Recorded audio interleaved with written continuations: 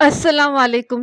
कैसे हैं आप सब? उम्मीद करती हूँ आप सब बखैरियत व आफियत होंगे। अल्हम्दुलिल्लाह मैं भी ठीक ठाक। सबसे पहले तो आप सब लोगों का शुक्रिया, उन सारे लोगों का जिन्होंने मेरे चैनल को सब्सक्राइब किया, जिन लोगों ने लाइक किया और कमेंट्स लिखे, सबका बहुत दिल से शुक्रिया, बहुत बहुत जज़ाकिल्लाह। और आप लोगों से गुज़ारिश है कि हमेशा मेरे चैनल पे बने रहिए, मुझे अपने साथ के होने का एहसास दीजिए। आप लोग बिल्कुल मेरे फैमिली मेंबर्स जैसे हैं, तो अब आप लोग मेरे साथ ही रहिए।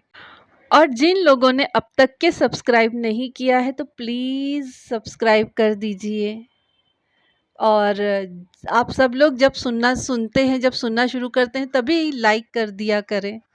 हो सकता है बाद में आप लोगों से रह जाए, छूट जाए लाइक करना, तो प्लीज़ सुनते वक्त ही जब जैसे आपने शुरू कर दिया बस उस वक्त ही लाइक कर दिया करें। तो मुझे भी थोड़ा लाइक देखकर, इतने ज़्यादा लाइक आ रहे हैं तो मुझे भी हिम्मत मिले, हौसला मिले आगे बढ़ने का। तो आप लोग मेरे साथ इसी तरह जुड़े रहिए, अपने होने का एहसास देते रहिए। तो चलिए आ जाते हैं हमारी कहानी की तरफ। हमारी आज की कहानी का नाम है दूसरी बीवी। तो यहाँ पर एक लड़की की शादी एक चौधरी से हो जाती है। चौधरी थोड़ा प्रॉब्लम वाला ही बंदा होता है। तो वो उसकी माँ चाहती है कि लड़की मेरी हमेशा ऐश में रहे और उसके को अल्लाह ने जो नेमतें दी हैं उसके पास हमेशा रहे। तो उसकी माँ एक बाबा के चक्कर में पड़ जाती है। अब देखना ये है कि हमारे मलिक साहब इस कहानी में किस लिए इंटर किए हैं और किस लिए इस कहानी में उन्होंने दाखिला लिया है। तो देखते हैं क्या केस है। बड़े मज़े की कहानी है, अच्छी है, आप लोगों को ज़रूर पसंद आएगी। तो बिल्कुल सुनिए। चलिए शुरू करते हैं आज की कहानी दूसरी बीवी। जाड़ा अपने जोबन पर था। जनवरी का महीना अपनी तमाम तर ठंडक और यख बस्तगी के साथ धीरे धीरे आगे बढ़ रहा था। पिछले एक हफ्ते से या तो दिन भर सूरज का चेहरा देखने को ही नहीं मिलता था या फिर वो थोड़ी देर के लिए झलक दिखाकर गायब हो जाता। सुबह के वक्त धुंध माहौल और फिजा से दामनगीर नजर आती। कारोबार ज़िंदगी का बनिस्बत ताख़ीर से आगाज़ होता और दिन के इख्तिताम के साथ ही सिमट जाता था। गांव देहात में तो वैसे भी ज़िंदगी की रफ्तार कदरे सुस्त होती है और मौसम सरमा ने इस सुस्ती को दो आच्छा कर दिया था। ऐसी ही एक धुंध आलू सुबह में मैं तैयार होकर थाने पहुंचा तो अजीब ही सूरत हाल से वास्ता पड़ा। मुझसे पहले चंद अफराद वहां मौजूद थे जो यकीनन किसी काम की गर्जी से वहां आए थे। मैं उनके पास से गुजरकर अपने कमरे में आ गया। फिर जैसे ही मैं अपनी कुर्सी पर बैठा, कांस्टेबल असलम मेरे पास आ गया। असलम, ये क्या सुबह ही सुबह तुम लोगों ने बरामदे में रश लगाया हुआ है? मैंने कांस्टेबल की आंखों में देखते हुए पूछा। सब खैरियत तो है ना? खैरियत नहीं है मलिक साहब, कांस्टेबल ने जवाब दिया। हुसैन आबाद से चंद बंदे एक चोर को पकड़कर लाए हैं। इन दिनों मैं किला शेखुपुरा के एक थाने में तैनात था और हुसैन आबाद मेरे थाने के हुदूद में आता था। मौजा हुसैन आबाद कमोबेश 200 घरों पर मुश्तमिल एक दरमियाने दर्जे का गांव था जहां चौधरी बशारत अली की हुक्मरानी थी। ये गांव मेरे थाने से 2 मील के फासले पर वाक़ था। मैंने कांस्टेबल से कहा, चोर को अंदर ले आओ। ओके मलिक साहब, ये कहते हुए वो कमरे से निकल गया। 1 मिनट से भी कम वक्त में कांस्टेबल असलम कम्बुहा वापस आ गया था। उसके साथ निस्फ दर्जन अफराद भी थे। उन्हीं में एक मोटा ताज़ा बंदा खासा घबराया हुआ और मुसीबत ज़दा नज़र आ रहा था। मुझे ये समझने में देर न लगी कि वो मज़कूरा बंदा ही मुबैना चोर है। क्या मसला है भाई? मैंने खालिस थानेदारा अंदाज में कहा। एक बंदा मुबैना चोर की जानिब कहर आलूद अंदाज में देखते हुए बोला, थानेदार साहब, इस बदजात ने चौधरी की हवेली में चोरी की है। आप इसे फौरन गिरफ्तार करके कड़ी से कड़ी सजा दें। तुम कौन हो? मैंने उस गसीले आदमी से पूछा। जनाब, मेरा नाम कदीर है, वो सीना फुलाते हुए बोला। मैं चौधरी साहब का खास बंदा हूँ। उन्होंने ही मुझे आपके पास भेजा है। आप इसको थाने में बंद कर दें। आखिरी जुमले पर उसने चोर की तरफ इशारा करते हुए अदा किया। कदीर नामी इस बंदे का अंदाज मुझे कतई नापसंद आया। मैंने डांट से मुशाबा लहजे में पूछा, मैं तो समझ रहा था कि तुम अल्लाह के बंदे होंगे। तुम तो कह रहे हो कि तुम चौधरी के बंदे हो। मैं गलत समझ रहा हूँ या तुम सही कह रहे हो? वो मेरी बात सुनकर बुरी तरह उलझ गया। सटपटाए हुए लहजे में बोला, वो जी मेरा मतलब है मैं चौधरी बशारत साहब की हवेली में होता हूँ और उनका खास खिदमतगार हूँ। अच्छा अच्छा, ऐसा कहो ना। मैंने उसके जख्मों पर नमक पाशी करते हुए कहा। कदीर, ये बताओ इस थाने का इंचार्ज तुम हो या मैं हूँ? जाहिर है जनाब, वो गड़बड़ाकर बोला, थाना इंचार्ज तो आप ही हैं। तो फिर थानेदारी भी मुझे ही करने दो, मैंने तंजिया लहजे में कहा। मैं हर नौइयत के जराइम और उनके मुकर्ररा सजाओं के बारे में तुमसे ज्यादा जानता हूँ। मुझे पढ़ाने की कोशिश मत करो कि जिस बंदे को तुम लोग एक चोर की हैसियत से पकड़ कर लाए हो उसके साथ क्या सुलूक करना चाहिए। वो अंदर से सुलग कर रह गया, ताहम बज़ाहिर बड़ी फर्माबरदारी से बोला, ठीक है जनाब, आप ही करें जो भी करना है।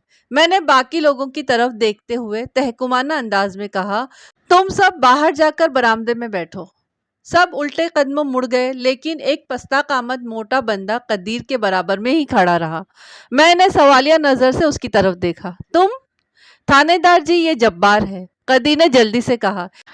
ये भी मेरे साथ ही चौधरी साहब की हवेली में होता है। मैंने मुतज़क्किरा बाला चोर का सरतापा तनकीदी जायजा लिया। उसकी उम्र 25 और 30 के दरमियान रही होगी। दरमियाना कद और बदन माइल ब फरबही, सूरत आम सी, गाल फूले हुए, रंगत गंदुमी और सर के बाल घुंघरियाले। उसने हल्की सी मूछें भी रखी हुई थी। मैंने उसकी आंखों में आंखें डालकर कड़कदार आवाज में पूछा, तुम्हारा नाम क्या है? शाकिर, उसने डरे सहमे अंदाज में जवाब दिया। कहाँ से आए हो? मैंने पूछा। सरकार, ये उधर हुसैन आबादी का रहने वाला है, जब्बार नामी शख्स ने चोर के बोलने से पहले ही कह दिया। एक नंबर का हड हराम है जनाब। मैंने तुमसे पूछा है? मैंने घूर कर जब्बार की तरफ देखा। नहीं, वो गड़बड़ा गया। आपने शाकिर से पूछा है? तो फिर तुम भी बाहर बरामदे में जाकर बैठो, मैंने कमरे के दरवाजे की जानिब इशारा करते हुए कहा। तुम्हारी यहाँ कोई गुंजाइश नहीं निकलती। वो बुरा सा मुंह बनाकर बाहर निकल गया। लगता था चौधरी बशारत अली ने अपने बंदों को कुछ ज्यादा ही सर चढ़ा रखा था। मैं काफी अरसे से इस थाने में महकमा जाती फराइज अंजाम दे रहा था। मैं चौधरी को और चौधरी मुझे अच्छी तरह जानता था, लेकिन किसी काम के हवाले से यह हमारा पहला वास्ता था। मेरे सुनने में यही आया था कि बशारत अली एक मगरूर और खुदसर चौधरी है। मैंने शाकिर की तरफ मुतवज्जा होते हुए सवाल किया, तुम तो हुसैन आबादी के रहने वाले हो? जी, वो थूक निगलते हुए बोला। चौधरी के बंदे ने तुम्हें हड हराम क्यों कहा? मैंने बदस्तूर उसकी आंखों में झांकते हुए कहा, क्या तुम कोई काम वाम भी करते हो या चोरी चकारी पर ही गुजारा हो रहा है? जनाब, वो मिन्नत रेज लहजे में बोला, मैं चोर नहीं हूँ, मैं तो खेत मजदूर हूँ। कभी काम करता हूँ, कभी फारिग होता हूँ। और जब फारिग होते हो तो चोरियां करते हो? मैंने सख्त लहजे में कहा।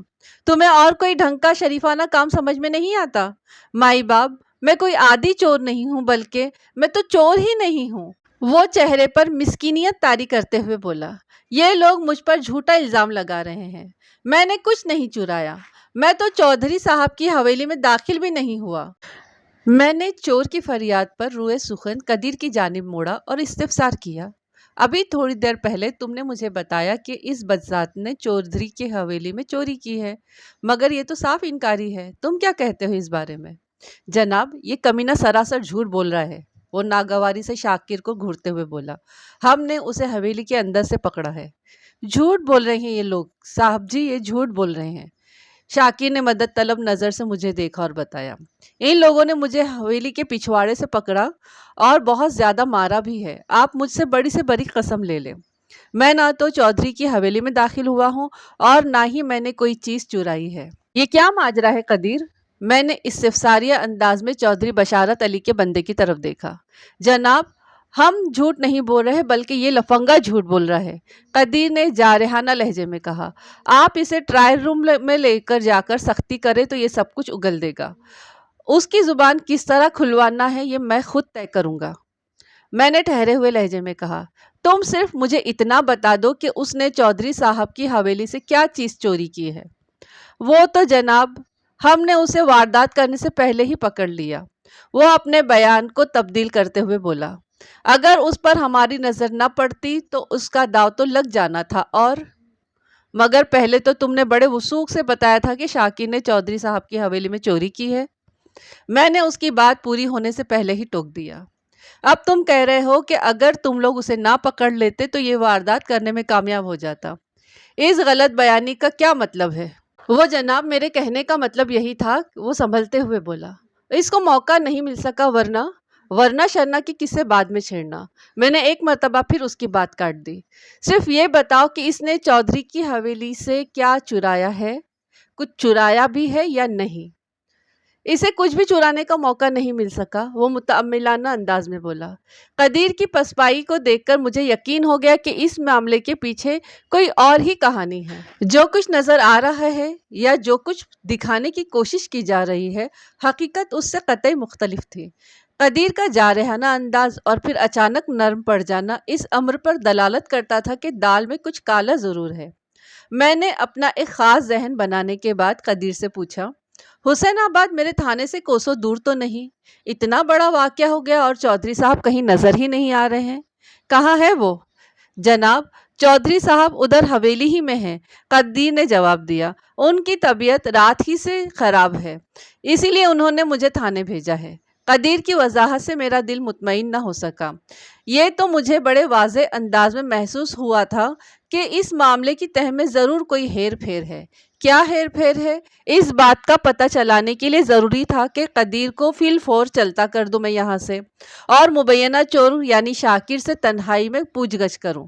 اس فیصلے پر پہنچنے کے بعد میں نے قدیر سے کہا، ٹھیک ہے، سمجھ لو کہ میں نے اس بندے کو گرفتار کر لیا، اب یہ میرے قبضے میں ہے، تم واپس جا سکتے ہو۔ جناب میں چودھری صاحب کو جا کر کیا کہوں؟ اس نے سوالیہ نظر سے مجھے دیکھا۔ ان سے کہنا کہ میں نے چور سے کڑی پوچھ گچھ شروع کر دی ہے۔ میں نے گہری سنجیدگی سے جواب دیا، جو بھی نتیجہ برآمد ہوگا سامنے آ جائے گا۔ اگر شام تک چودھری صاحب کی طبیعت ٹھیک ہو جائے تو وہ تھانے آ کر مجھ سے ملاقات کر لیں۔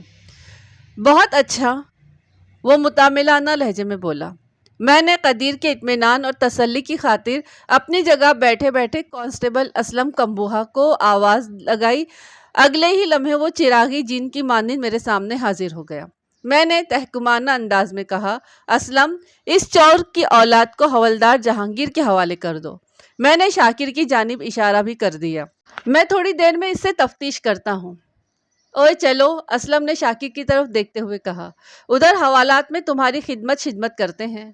بات ختم کرتے ہی اسلم نے استفساریہ انداز میں میری طرف دیکھا تو میں نے نگاہوں میں اسے سمجھا دیا کہ ملزم شاکر کے ساتھ کسی بھی قسم کی سختی نہیں کرنا۔ اس نے اسبات میں گردن ہلائی اور شاکر کو لے کر چلا گیا۔ میرے ان جارحانہ احکام نے قدیر کو بڑی حد تک مطمئن کر دیا تھا۔ وہ بھی مجھے سلام کر کے رخصت ہو گیا۔ اس کے رخصت ہونے کا مطلب یہی تھا کہ اس کے ساتھ آنے والے درجن افراد بھی تھانے کی حدود سے جا چکے تھے۔ ان کی طرف سے مطمئن ہونے کے بعد میں نے ASI یونس مرزا کو اپنے پاس بلا لیا۔ یونس مرزا بہت ہی محنتی اور پرعزم پولیس آفیسر تھا۔ اس کا شمار ان پولیس اہلکاروں میں ہوتا تھا جن میں ترقی کرنے کی بے پناہ صلاحیت پائی جاتی ہے، اور دنیا کی کوئی بھی منفی طاقت ان کی ترقی کے راستے میں رکاوٹ نہیں بن سکتی۔ ان دنوں ایک خوفناک اور لرزہ خیز قتل کی تفتیش چل رہی تھی۔ اس سلسلے میں نے ایک اہم مشن یونس کے حوالے کر رکھا تھا۔ ابھی میں نے اسی سلسلے میں اس کو اپنے پاس بلایا تھا۔ اس نے میرے پاس آ کر سیلیوٹ کیا اور بڑی شائستگی سے بولا، جی حکم ملک صاحب۔ یونس تم آج ہی لاہور روانہ ہو جاؤ۔ میں نے اس کی آنکھوں میں دیکھتے ہوئے گہری سنجیدگی سے کہا، میری SP صاحب سے بات ہو گئی ہے، انہوں نے ہمارے مسئلے کے بارے میں لاہور پولیس ہیڈ کوارٹر کو بتا دیا ہے، وہ لوگ تم سے بھرپور تعاون کریں گے۔ ٹھیک ہے ملک صاحب، وہ فرما برداری سے بولا، میں 15-20 منٹ میں نکلتا ہوں، تمام حقیقی اور تفتیشی کام مکمل کر کے ہی واپس آنا ہے۔ میں نے اس پر واضح کرتے ہوئے کہا، آج رات کو لاہور میں رکنا بھی پڑے تو خیر ہے۔ جی سمجھ گیا میں، وہ اسبات میں گردن ہلاتے ہوئے بولا۔ آپ فکر نہ کریں ملک صاحب، میں آپ کی امیدوں پر پورا اترنے کی کوشش کروں گا۔ ASI یونس مرزا کو لاہور روانہ کرنے کے بعد میں نے چور شاکر کو اپنے پاس بلایا۔ تھوڑی ہی دیر کے بعد وہ میری میز کی دوسری جانب کھڑا تھا۔ میں نے گھور کر اس کی آنکھوں میں دیکھا اور سنسناتے ہوئے لہجے میں پوچھا، یوں ہی کھڑے ہو کر میرے سوالوں کے جواب دو گے یا میں تمہیں بیٹھنے کا موقع دوں؟ آپ تھانے کے مالک ہیں سرکار، وہ سہمی ہوئی نظر سے مجھے دیکھتے ہوئے بولا۔ آپ کی مرضی ہے، جو بھی کرے۔ اگر تم سچ بولنے کا وعدہ کرو تو میں تمہیں کرسی پہ بیٹھنے کی اجازت دے سکتا ہوں۔ میں نے ٹٹولنے والے انداز میں اس کی طرف دیکھا۔ تھانے دار صاحب، وہ لجاجت بھرے انداز میں بولا، رب کی قسم میں نے ابھی تک آپ سے کوئی جھوٹ بات نہیں کی ہے، آگے بھی سچ بولنے کا وعدہ کرتا ہوں جی۔ تو یہ بات درست ہے کہ تم نے چودھری بشارت کی حویلی میں کوئی چوری ووری نہیں کی؟ میں نے تصدیق طلب انداز میں اس سے پوچھا۔ میں نے چودھری صاحب کی حویلی سے ایک تنکا بھی نہیں چرایا ہے جناب، اس نے جواب دیا۔ آپ چاہیں تو میں بڑی سے بڑی قسم اٹھانے کو تیار ہوں۔ میرا کام قسمیں کھانے یا قرآن پاک اٹھانے سے نہیں چلتا، اور نہ ہی میں اپنے محکمے جاتی فرائض میں ان معاملات کو لانے کے بارے میں سوچ سکتا ہوں، میں نے دو ٹوک انداز میں کہا۔ میں صرف تمہاری زبان سے سچ سننا چاہتا ہوں، اور یہ بھی واضح کر دوں کہ اگر کسی بھی مرحلے پر تمہاری دروغ گوئی پکڑی گئی تو پھر ذہن میں یہ بھی رکھو کہ مجھ سے زیادہ ظالم اور جابر کوئی نہیں ہوگا۔ میری اس ڈھکی چھپی سنگین دھمکی پر وہ ایک جھرجھری لے کر رہ گیا، پھر معتدل انداز میں بولا، یقین کریں تھانے دار صاحب، میں آپ سے بالکل بھی جھوٹ نہیں بولوں گا۔ اچھی بات ہے، میں نے اس بات میں گردن ہلائی اور کہا، بیٹھ جاؤ۔ تھوڑی سی جھجک کے بعد وہ کرسی کھینچ کر بیٹھ گیا۔ جیسا کہ میں پہلے ہی بتا چکا ہوں، مجھے اس کیس میں کسی بڑی گڑبڑ کا احساس ہو چکا تھا۔ قدیر کا رویہ یہی ظاہر کرتا تھا کہ وہ ہر قیمت پر شاکر کو چوری والے معاملے میں پھنسا کر کڑی سے کڑی سزا دلوانے کی خواہش رکھتا تھا، اور یہ بھی ظاہر تھا کہ یہ قدیر کی ذاتی خواہش نہیں ہو سکتی تھی۔ اس کی تمام تر کارروائی کے پیچھے یقیناً چودھری بشارت علی کا ذہن کام کر رہا تھا۔ حقائق کی تہ تک رسائی حاصل کرنے کے لیے ضروری تھا کہ میں بہلا پھسلا کر اور اسے اعتماد کا یقین دلا کر کچھ اگلوانے کی کوشش کروں۔ میں اس پالیسی کا حامی تھا کہ اگر گھی سیدھی انگلی سے نکل سکتا ہے تو پھر انگلی کو ٹیڑھا کر کے تکلیف اٹھانے کے چکر میں نہیں پڑنا چاہیے، اور میں اس وقت یہی کر رہا تھا۔ تو یہ بھی غلط ہے کہ تم حویلی کے اندر داخل ہوئے تھے؟ میں نے شاکر کی آنکھوں میں دیکھتے ہوئے نرمی سے سوال کیا۔ ان لوگوں نے تمہیں حویلی کے پچھواڑے سے پکڑا تھا؟ جی، چودھری صاحب کے بندے سراسر جھوٹ بول رہے ہیں، وہ تھوک نگلتے ہوئے بولا۔ میں نے حویلی کے اندر قدم تک نہیں رکھا، ان لوگوں نے مجھے حویلی کے پیچھے کھیتوں کے اندر سے پکڑا ہے۔ تم حویلی کے پچھواڑے کیا کر رہے تھے؟ جناب، وہ ہچکچاہٹ آمیز انداز میں بولا، میں رفع حاجت کے لیے اس طرف گیا تھا۔ شاکر کی وضاحت سمجھنے میں آنے والی بات تھی۔ میں نے وہ علاقہ اچھی طرح دیکھ رکھا تھا۔ چودھری کی حویلی کے اندر جانے کا تو کبھی اتفاق نہیں ہوا تھا، تاہم ذاتی ضرورات کے تحت کئی مرتبہ ادھر سے گزر ضرور ہوا تھا۔ چودھری بشارت علی کی حویلی کے عقب میں تا حد نگاہ سرسبز و شاداب کھیتوں کا سلسلہ پھیلا ہوا ہے۔ چودھری کے بندوں نے تمہیں کب پکڑا تھا؟ میں نے شاکر کے چہرے کے تاثرات کا جائزہ لیتے ہوئے پوچھا۔ آدھی رات کو جی، اس نے جواب دیا، یہی کوئی 11 بجے کا وقت ہوگا۔ اور اس وقت سے تم انہی کے پاس تھے؟ میں نے حیرت سے آنکھیں پھیلاتے ہوئے سوال کیا۔ جی ہاں، وہ فریادی نظر سے مجھے دیکھتے ہوئے بولا، انہوں نے مجھے بہت مارا ہے جی۔ ٹھنڈی ٹھار رات میں مجھے ڈنگروں والے باڑے میں بند کر کے بھی رکھا تھا۔ وہ بہت ظالم لوگ ہیں جناب۔ کیا اس دوران میں تمہاری چودھری سے بھی ملاقات ہوئی؟ جی، آج صبح مجھے چودھری صاحب کے سامنے پیش کیا گیا تھا، اس نے دکھی لہجے میں کہا۔ قدیر اور جبار نے میرے سامنے چودھری صاحب کو بتایا کہ انہوں نے چور کو پکڑ لیا ہے۔ چودھری صاحب مجھے ایسی نظر سے دیکھنے لگے جیسے صدیوں سے انہیں میری تلاش تھی۔ انہوں نے غصے بھرے انداز میں مجھ سے وہی سوال کیے جو آپ نے کیے۔ میں نے ان کو بھی یہی جواب دیے جو میں نے آپ کے سامنے دیے ہیں، یعنی میں نے سچ ہی کہا تھا۔ اس پر چودھری صاحب نے بھی مجھے 2-4 تھپڑ مارے اور میری پسلیوں پر ٹھڈے رسید کیے، پھر اپنے ڈشکروں سے کہا، یہ کمزاد ایسے نہیں مانے گا، اسے تھانے میں بند کروا دو، میں بعد میں تھانے دار سے خود بات کر لوں گا۔ لمحے بھر کو رک کر اس نے سانس درست کی، پھر اپنی بات مکمل کرتے ہوئے بولا، اب کسی بھی وقت چودھری صاحب تھانے آ کر آپ پر دباؤ ڈالنے کی کوشش کریں گے کہ آپ میرے ساتھ بدترین سلوک کریں۔ بات ختم کر کے وہ رحم طلب انداز میں مجھے تکنے لگا۔ میں بالکل بے گناہ ہوں سرکار۔ دیکھو شاکر، میں نے ٹھہرے ہوئے لہجے میں کہا، میں نے آج تک اپنے افسران نے بالا کا ناجائز دباؤ تسلیم نہیں کیا، تو یہ چودھری بشارت علی میرے سامنے کیا بیچتا ہے؟ اس سلسلے میں تمہیں فکر مند ہونے کی ضرورت نہیں۔ اگر تم نے کوئی جرم نہیں کیا اور میرے سامنے کسی غلط بیانی سے کام نہیں لوگے تو تمہیں کچھ نہیں ہوگا۔ جی، بہت بہت شکریہ تھانے دار صاحب، وہ ممنونیت بھرے لہجے میں بولا، آپ دوسرے پولیس والوں سے بہت مختلف ہیں۔ میں نے اس کے آخری جملے پر توجہ نہیں دی اور بدستور گہری سنجیدگی سے کہا، شاکر، تمہاری باتوں اور چودھری بشارت کے رویوں سے تو یہی ظاہر ہوتا ہے کہ وہ لوگ کافی دنوں سے تمہاری تلاش میں تھے۔ ایسا کیوں؟ اس بات کی وضاحت تم کرو گے؟ جناب، میری تو خود کچھ سمجھ میں نہیں آ رہا، وہ الجھن زدہ انداز میں مجھے دیکھتے ہوئے بولا۔ میں نے تو چودھری صاحب کا کچھ نہیں بگاڑا۔ تو پھر کیا چودھری کا دماغ خراب ہو گیا ہے؟ میرے انداز سے جھنجھلاہٹ جھلکنے لگی۔ آپ بالکل ٹھیک کہہ رہے ہیں تھانے دار صاحب، وہ رازدارانہ لہجے میں بولا۔ مجھے بھی یہی لگ رہا ہے۔ میں نے چونک کر اس کی طرف دیکھا۔ تمہیں کیا لگ رہا ہے؟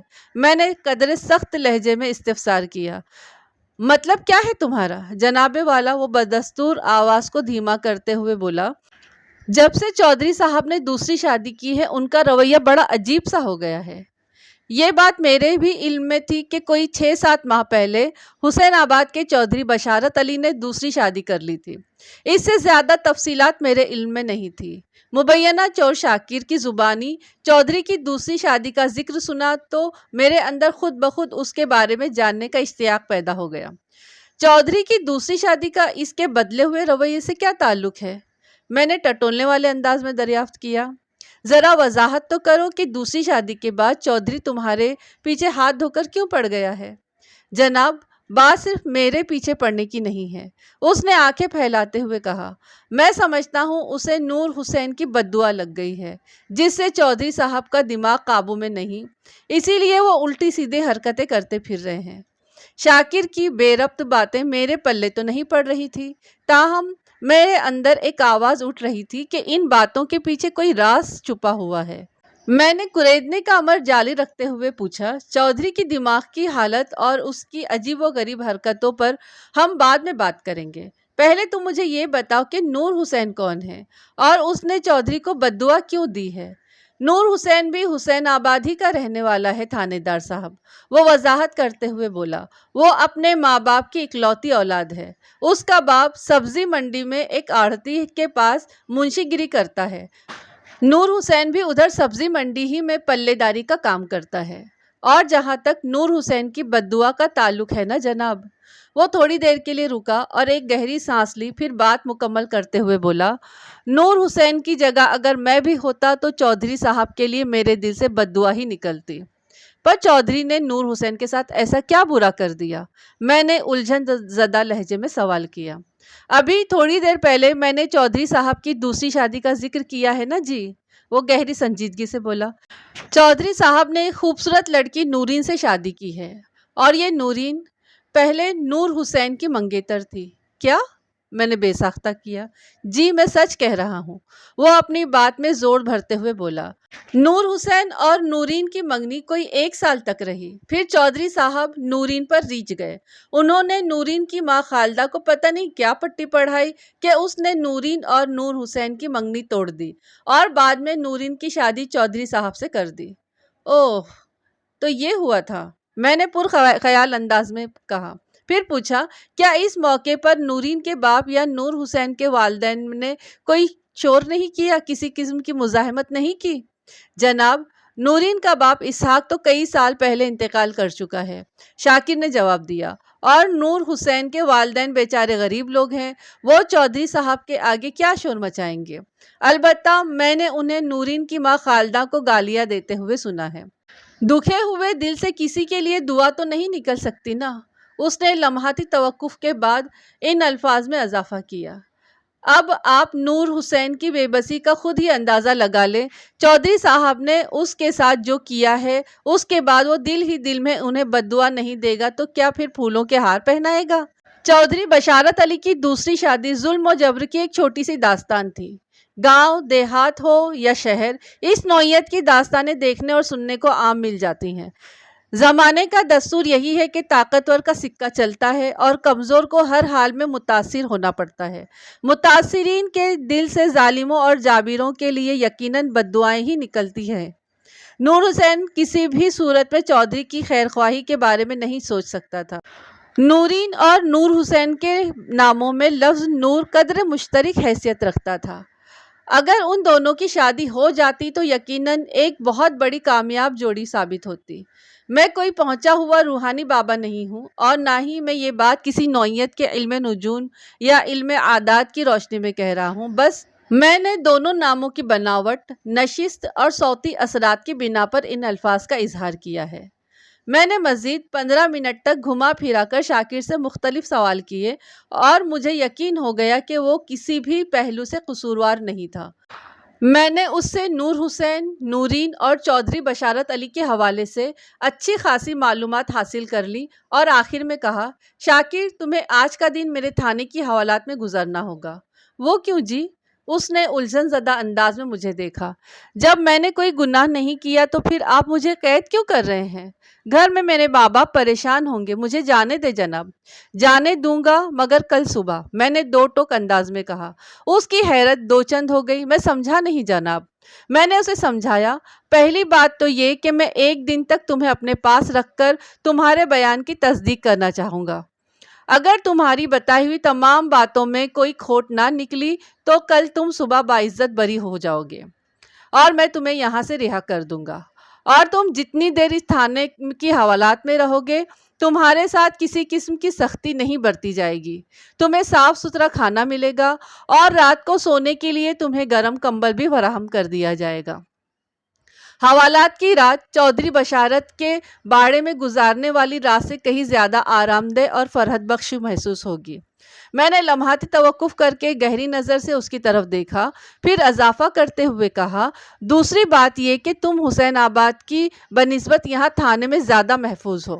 اگر باہر گھومتے پھرتے دکھائی دیے تو چودھری کے بندے پھر تمہاری ٹھکائی کریں گے، اور ہو سکتا ہے جان ہی سے مار ڈالیں۔ اس نے میری سنگین باتوں کے جواب میں ایک خوف زدہ جھرجھری لی، تاہم منہ سے کچھ نہیں بولا۔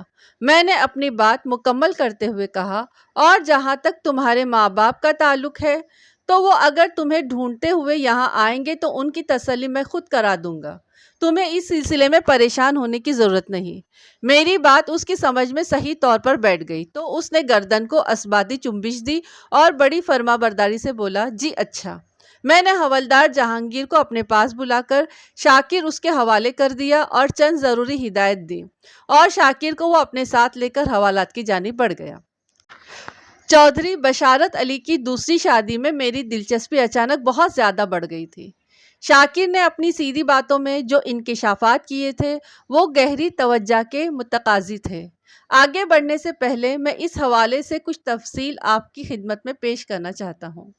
جیسا کہ آپ جان چکے ہیں کہ نور حسین ایک کمزور اور غریب شخص تھا۔ وہ سبزی منڈی میں پلے داری کا کام کرتا تھا۔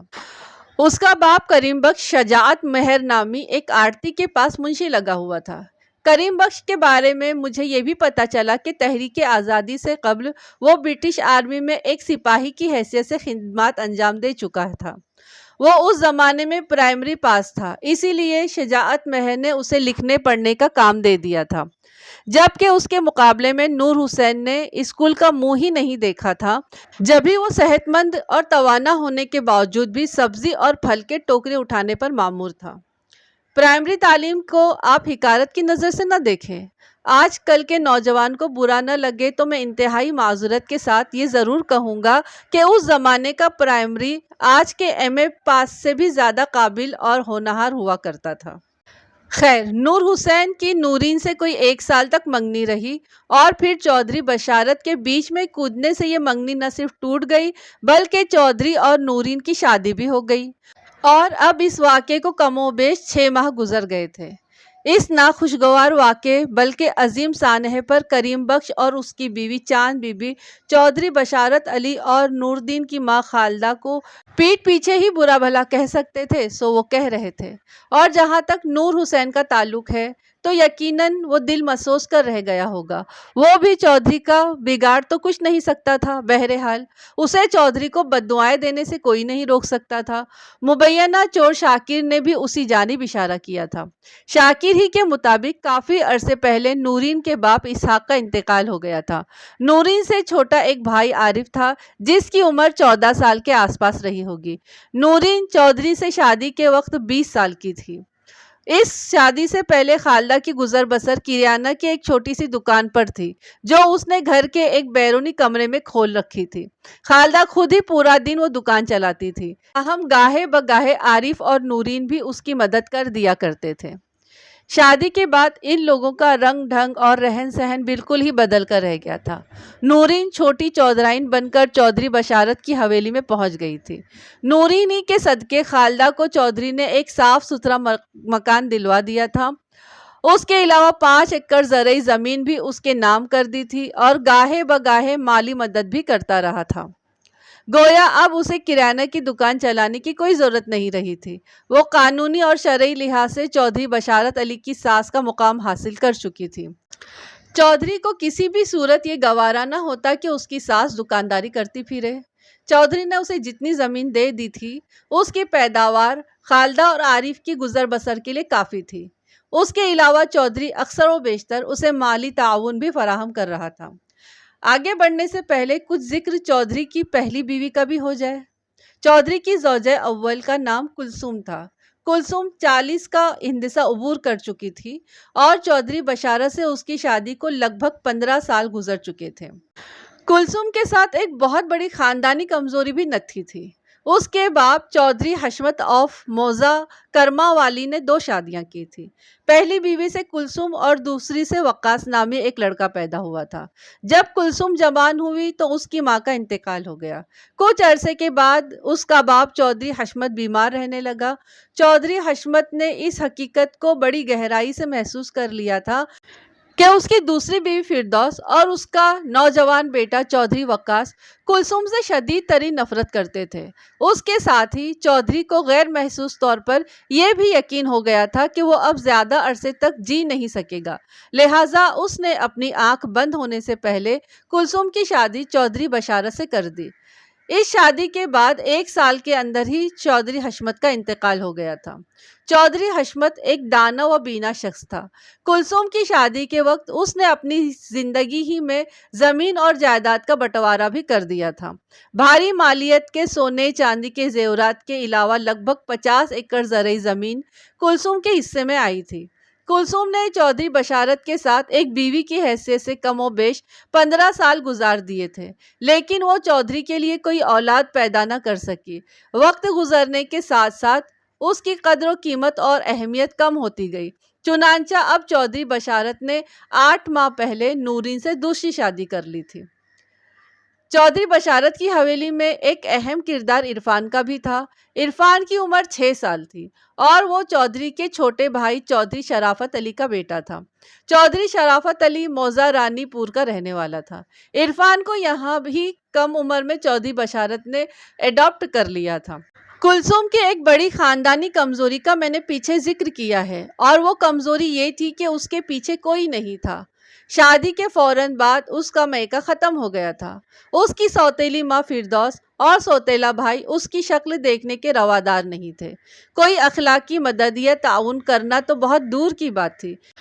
لہٰذا شادی کے بعد چودھری بشارت اپنے بھتیجے عرفان کو اڈاپٹ کر رہا تھا تو وہ ایک لفظ مخالفت میں اپنی زبان پر نہ لا سکی۔ اسی طرح جب چودھری نے دوسرا بیاہ رچایا تو بھی وہ کوئی صدائے احتجاج بلند نہ کر سکی، کیونکہ وہ چودھری بشارت کے مزاج اور خود پسندی سے اچھی طرح آگاہ تھی۔ اس کے پاس خاموش رہ کر حالات کے ساتھ سمجھوتا کرنے کے سوا اور کوئی چارہ نہیں تھا۔ یہ تمام حالات اتنی تفصیل کے ساتھ بیان کرنے کا مقصد یہ ہے کہ آگے چل کر اس کہانی کو سننے کے دوران آپ کا ذہن کسی بھی پس منظر کے حوالے سے الجھن کا شکار نہ ہو۔ دوپہر سے کچھ دیر پہلے مبینہ چور شاکر علی کے گھر سے اس کا باپ جمیل اور ماں رشیدہ تھانے پہنچ گئے۔ جیسا کہ اوپر بتا چکا ہوں، یہ لوگ کھیت مزدور تھے اور محنت مزدوری کر کے اپنی گزر بسر کر رہے تھے۔ وہ بڑھیا اور بوڑھا اس بات سے واقف نہیں تھے کہ ان کا بیٹا گزشتہ رات سے غائب تھا۔ انہیں اس کی گمشدگی کے بارے میں آج صبح ہی پتہ چلا تھا اور وہ اسے دیکھنے سیدھے تھانے آ گئے تھے۔ کمال ہے، میں نے جمیل کی آنکھوں میں دیکھتے ہی کہا۔ شاکر آدھی رات سے غائب تھا اور آپ لوگوں کو اس کی کچھ خبر ہی نہیں؟ سرکار، ہم دونوں پورا دن کھیتوں میں کام کرتے کرتے اتنا زیادہ تھک جاتے ہیں کہ گھر آنے کے بعد کسی چیز کا ہوش ہی نہیں رہتا۔ شاکر کا بوڑھا باپ وضاحت کرتے ہوئے بولا۔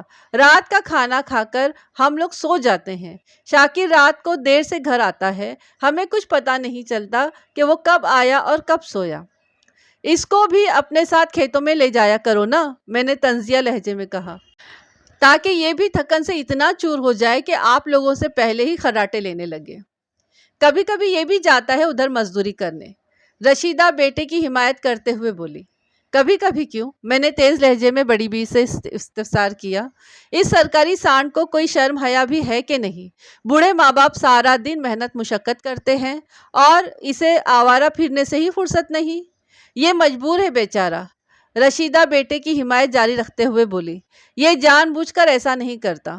میں نے پوچھا، کیا مجبوری ہے اس کی؟ جناب، اس کی طبیعت ٹھیک نہیں رہتی۔ اس مرتبہ جمیل نے میرے سوال کا جواب دیا۔ پچھلے 1 ماہ سے شاہ جی کا علاج ہو رہا ہے۔ انہوں نے کہا ہے کہ شاکر کو مکمل ٹھیک ہونے میں 1 سال لگ جائے گا۔ ویسے جب سے شاہ جی نے اس کا علاج شروع کیا ہے وہ کافی بہتر ہے، رشیدہ تائیدی انداز میں گردن ہلاتے ہوئے بولی۔ یہ شاہ جی کون ہے؟ میں پوچھے بنا نہ رہ سکا۔ پیر گھمن شاہ جناب، جمیل نے گہری سنجیدگی سے بتایا۔ ادھر نہر کے کنارے ان کا آستانہ ہے۔ چودھری بشارت علی کی حویلی کے مشرقی پہلو میں شمالاً و جنوباً ایک نہر گزرتی تھی۔ یہ ایک چھوٹی سی نہر تھی جو اپنے دونوں کناروں پر پھیلے ہوئے کھیتوں کو سیراب کرنے کا فریضہ انجام دیتی تھی۔ شاہ جی نے بیماری کیا بتائی ہے؟ میں نے بوڑھے جمیل کی آنکھوں میں جھانکتے ہوئے سوال کیا۔ وہ کہتے ہیں شاکر کے دل و دماغ پر ہوائی چیزوں کے اثرات ہیں، جمیل نے انکشاف انگیز لہجے میں کہا۔ شاہ جی چلا کاٹ رہے ہیں، انشاءاللہ وہ ٹھیک ہو جائے گا۔ جب ہم کسی بات کے ساتھ انشاءاللہ کے الفاظ نتھی کر دیتے ہیں تو اس کا واضح مطلب یہی ہوتا ہے کہ اگر اللہ نے چاہا یا اللہ کی مرضی ہوئی تو۔ اپنے کسی کام میں اللہ کی رضا اور منشا کو شامل کرنا بڑی اچھی بات ہے، لیکن اس موقع پر اپنے عمل کا جائزہ لینا بھی نہایت ضروری ہو جاتا ہے۔ اللہ پاک تو ہر انسان کی بہتری اور بھلا ہی چاہتے ہیں۔ اگر ہم کسی کام میں بہتری کی امید رکھتے ہیں تو اپنے عمل کو اس کے مطابق بنانا بھی ضروری ہو جاتا ہے، لیکن عام طور پر دیکھنے میں یہی آیا ہے کہ ہمارا عمل تو کسی اور سمت جا رہا ہوتا ہے اور ہم اس کے برعکس اللہ کی رضا اور حمایت چاہ رہے ہوتے ہیں۔ بہرحال ہم سب پر اللہ رحم فرمائے، آمین۔ ہوائی چیزیں، میں نے جمیل کی بات کے جواب میں کہا، مطلب یہ کہ کوئی پرندے وغیرہ؟ میں نے دانستہ مصنوعی لا علمی کا اظہار کیا تو رشیدہ نے بے یقینی سے مجھے دیکھا اور اپنے الفاظ میں زور بھرتے ہوئے بولی، نہیں تھانے دار جی، شاہ جی کا مطلب ہے آصف اور سایہ وغیرہ، وہ مخلوق جو کسی کو نظر نہیں آتی۔ یعنی وہ مخلوق جو صرف گھمن شاہ کو نظر آتی ہے؟ میں نے طنزیہ لہجے میں استفسار کیا۔ ہے نا؟ آپ کو یقین نہیں آ رہا تھانے دار صاحب، جمیل نے مضبوط لہجے میں کہا، لیکن یہ سچ ہے کہ شاہ جی نے جب سے اس کا علاج شروع کیا ہے دھیرے دھیرے اس کی طبیعت ٹھیک ہوتی جا رہی ہے، اسی لیے اب اس نے چوری چکاری کرنا شروع کر دی ہے۔ میں نے کہا، جی یہ آپ کیا کہہ رہے ہیں؟ وہ بیک وقت چونک کر مجھے دیکھنے لگے۔ میں نے انہیں چودھری بشارت علی اور اس کے بندوں کے شاکر پر عائد کردہ الزامات کے بارے میں تفصیلاً بتایا۔ انہوں نے حیرت سے آنکھیں پھیلا کر میری بات سنی اور میرے خاموش ہونے پر ایک مرتبہ پھر بیک زبان بولے، ہمارا بیٹا چوری نہیں کر سکتا جی۔ تمام والدین اپنی نکمی اولاد کے بارے میں کچھ اسی قسم کے خیالات رکھتے ہیں، میں نے بیزاری سے کہا۔ جاؤ تم لوگ حوالات میں اپنے بیٹے سے ملاقات کر لو۔ پھر میں نے کانسٹیبل کو بلا کر جمیل اور رشیدہ کو اس کے ہمراہ حوالات کی طرف روانہ کر دیا۔ میں نے شاکر سے پوچھ گچھ کرنے کے دوران بغور اس کا جائزہ بھی لیا تھا۔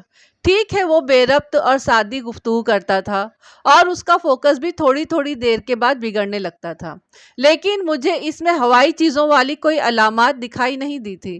میرا تجربہ یہ بتاتا تھا کہ یہ ہوائی چیزوں سے نسبت رکھنے والے 101 کیسز میں سے 99 مختلف قسم کے دماغی اور نفسیاتی عارضوں کے نتیجے میں سامنے آتے ہیں۔ ان کا کسی ماورائی مخلوق سے کوئی تعلق نہیں ہوتا۔ اگر ان کا ڈھنگ سے کسی نفسیاتی معالج یا ذہنی امراض کے ماہر سے علاج کرایا جائے تو وہ تندرست بھی ہو جاتے ہیں۔ باقی رہ گئے 1% افراد تو واقعتاً کسی ماورائی علاج जिसे आप रूहानी इलाज का नाम भी दे सकते हैं, ठीक ही हो पाते हैं। जिन्नात और दिगर शरीर मखलूक के वजूद से तो इनकार मुमकिन नहीं, लेकिन बदी की कुव्वतें इतनी भी आम कार फरमा नहीं होती जितनी के घुम्मन शाह टाइप रूहानी मुआलिजों ने मशहूर कर रखी हैं। बात दरअसल ये है कि इस टाइप के मुआलिजों का धंधा ही इसी बुनियाद पर चलता है। जैसा कि मैंने ऊपर अर्ज किया है, 100 मरीजों में से कोई एक आध वाक़ियतन मावराई आर्जे में मुब्तला होता है। बिल्कुल वैसे ही 100 रूहानी मुआलिजों में से कोई एक आध ही माहिर इल्म व हुनर होता है। बाकी सब अपना कारोबार चमकाने वाले डब्बा पीर होते हैं। जमील और रशीदा 15-20 मिनट के बाद वापस मेरे पास आए और जमील ने मिन्नत रेज लहजे में मुझसे कहा, थानेदार साहब, मेरा बेटा बेकसूर है, आप उसे छोड़ दें। मैं उसे ज़रूर छोड़ूंगा, मैंने गहरी संजीदगी से कहा, लेकिन उस वक्त जब मुझे उसकी बेगुनाही का यकीन आ जाएगा। कम अज़ कम कल सुबह तक इसका थाने में बंद रहना ज़रूरी है। लेकिन थानेदार जी, रशीदा ने कुछ कहने की कोशिश की, मगर मैंने उसके बोलते ही बात काट दी। लेकिन कुछ नहीं रशीदा, मैंने जो कह दिया वही आखिरी बात। तुम लोग बेफिक्र होकर जाओ, जब तक तफ्तीश मुकम्मल नहीं हो जाती शाकिर थाने में बंद रहेगा। इस बात का मैं वादा करता हूँ कि अगर वो किसी जुर्म में मुलविस नहीं हुआ तो उसे एक थप्पड़ भी मारा नहीं जाएगा। वो दोनों बेबसी से मुझे देखने लगे।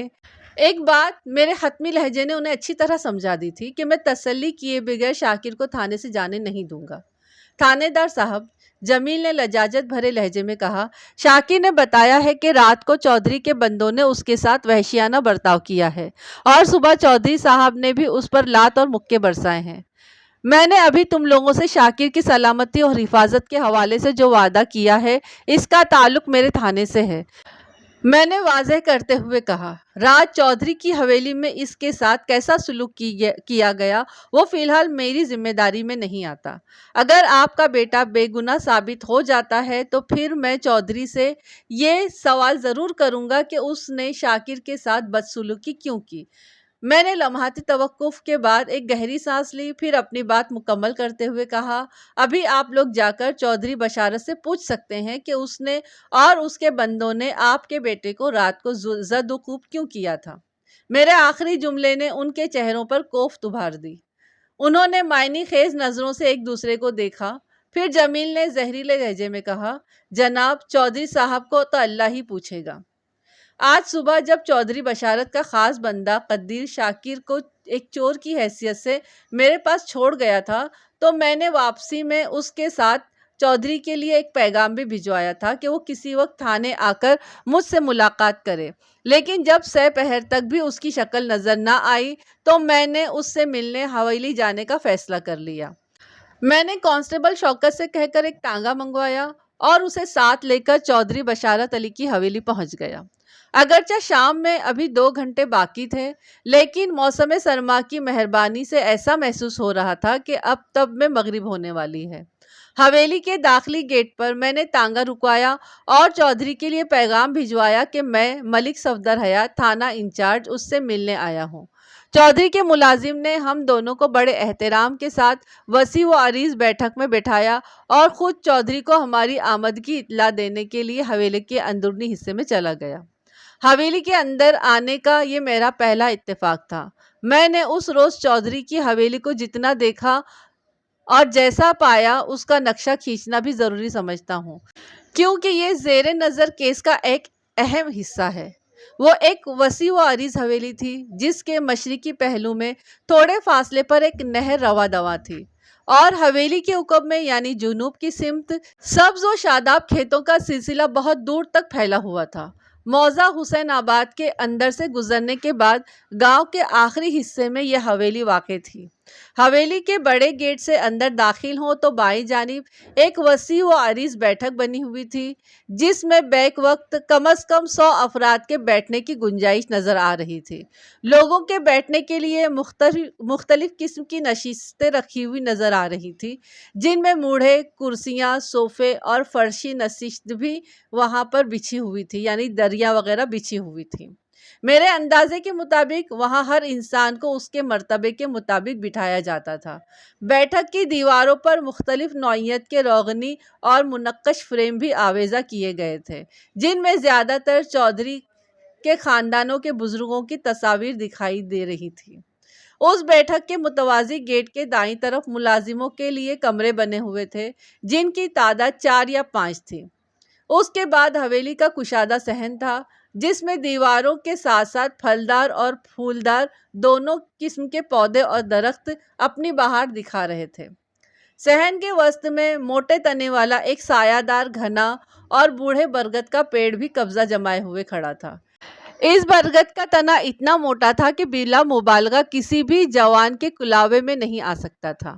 صحن کے اختتام پر حویلی کا رہائشی حصہ شروع ہوتا تھا، جو حویلی کے اختتام تک چلا گیا تھا۔ اس رہائشی حصے کے بھی 2 پورشن تھے، جو تعمیر کے اعتبار سے جڑواں بھائی نظر آتے تھے۔ ایک حصے میں کلثوم اور دوسرے حصے میں نورین کی رہائش تھی۔ چودھری کا بھتیجا عرفان کلثوم والے حصے میں رہتا تھا، جبکہ دوسری شادی کے بعد چودھری بشارت کا زیادہ تر وقت حویلی کے اسی حصے میں گزرتا تھا جہاں نورین رہتی تھی۔ وہ باڑہ جہاں پچھلی رات شاکر کو زد و کوب کیا گیا تھا، وہ حویلی سے تھوڑے ہی فاصلے پر کھیتوں کے بیچ میں واقع تھا۔ اس باڑے میں چودھری کے مال مویشی اور دیگر زرعی آلات رکھے جاتے تھے۔ باڑے کے اندر بھی ملازمین کے لیے 2-3 نیچی چھتوں والے کمرے بنے ہوئے تھے۔ شاکر کو پچھلی رات جانوروں کی معیت میں گزارنا پڑی تھی۔ جو بندہ ہماری آمد کی اطلاع لے کر حویلی کے اندر گیا تھا، تھوڑی ہی دیر کے بعد وہ واپس آیا اور میری طرف دیکھتے ہوئے بولا، تھانے دار صاحب، آپ کو چودھری صاحب نے حویلی کے اندر بلایا ہے۔ میں نے سوال کیا، چودھری صاحب بیٹھک میں نہیں آ سکتے؟ ان کی طبیعت ٹھیک نہیں ہے جناب، ملازم نے جواب دیا، اسی لیے انہوں نے آپ کو اندر آنے کے لیے کہا ہے۔ شوکت علی، میں نے اپنے ساتھ آنے والے کانسٹیبل کی طرف دیکھتے ہوئے کہا، تم ادھر بیٹھک ہی میں بیٹھو، میں چودھری صاحب سے مل کر آتا ہوں۔ کانسٹیبل نے اسبات میں گردن ہلانے پر اکتفا کیا۔ میں ملازم کی رہنمائی میں بیٹھک سے نکل آیا اور کشادہ صحن عبور کر کے چودھری بشارت کی خوابگاہ میں پہنچ گیا۔ ملازم مجھے چودھری کے پاس چھوڑ کر واپس چلا گیا۔ چودھری تکیوں سے ٹیک لگائے پلنگ پر نیم دراز تھا۔ اس نے حتی الامکان گرم جوشی کے ساتھ مجھ سے مصافحہ کیا اور مجھے بیٹھنے کے لیے کہا۔ میں اس کے سامنے ہی ایک منقش اور آرام دہ چوبی کرسی پر بیٹھ گیا، جو یقیناً چودھری نے میرے لیے ہی وہاں رکھوائی تھی۔ چودھری صاحب، آپ نے اپنی طبیعت کو کیا کر لیا ہے؟ رسمی علیگ سلیگ کے بعد میں نے پوچھا۔ بس ملک صاحب، موسم کا اثر ہے، وہ قدرے دھیمی آواز میں بولا۔ بخار اور زکام نے اپنے شکنجے میں جکڑ رکھا ہے۔ 2 دن سے اسی لیے میں آپ سے ملاقات کرنے تھانے بھی نہیں آ سکا۔ آپ نہیں آئے تو میں ہی آ گیا، میں نے اس کی آنکھوں میں دیکھتے ہوئے کہا۔ اپنا خیال رکھا کرے چودھری صاحب، اس عمر میں موسم کی ذرا سی اونچ نیچ کیا سے کیا کر کے رکھ دیتی ہے۔ چودھری بشارت کی عمر 50 سے متجاوز تھی۔ اس عمر میں عموماً مرد کے جھٹکنے کے امکانات نہ ہونے کے برابر ہوتے ہیں۔ تاہم چودھری کی صحت اور سر کے بال وغیرہ سے تو یہی ظاہر ہوتا ہے کہ اس نے اپنی صحت اور جوانی کو مفت کا مال سمجھ کر بے دردی سے استعمال کیا تھا۔ میں نے اپنی بات میں اس کی عمر کے حوالے سے چٹکی لی تو وہ پھریری لے کر بولا، ملک صاحب، میرے آدھے سے زیادہ سفید بالوں کو دیکھ کر آپ میرے بارے میں کوئی ایسا ویسا اندازہ قائم کرنے کی کوشش نہ کریں۔ یہ تو دائمی نزلے کی وجہ سے سفید ہو گئے ہیں۔ میں تو اب بھی بہت سے جوانوں سے زیادہ جوان اور صحت مند ہوں۔ لگتا ہے میں نے اس کی دکھتی رگ کو چھیڑ دیا تھا۔ میں نہیں چاہتا تھا کہ کسی اختلافی موضوع میں الجھ کر وقت برباد کروں، لہٰذا میں نے صورتحال کو سنبھالتے ہوئے جلدی سے کہا، جناب، یہ بات تو میں نے آپ کی ناساز طبیعت کو دیکھتے ہوئے ایک مشورے کے طور پر کہی تھی، ورنہ آپ کی صحت اور جوانی پر تو کسی کو بھی کوئی شک نہیں ہو سکتا۔ اگر ایسی کوئی بات ہوتی تو آپ 6 ماہ پہلے 20 سال کی ایک لڑکی سے شادی نہ کرتے۔ میری وضاحت سن کر اس کی آنکھوں میں جگنو سے چمک اٹھے۔ اسی لمحے چودھری کا ملازم ایک ٹرے اٹھائے کمرے میں داخل ہوا۔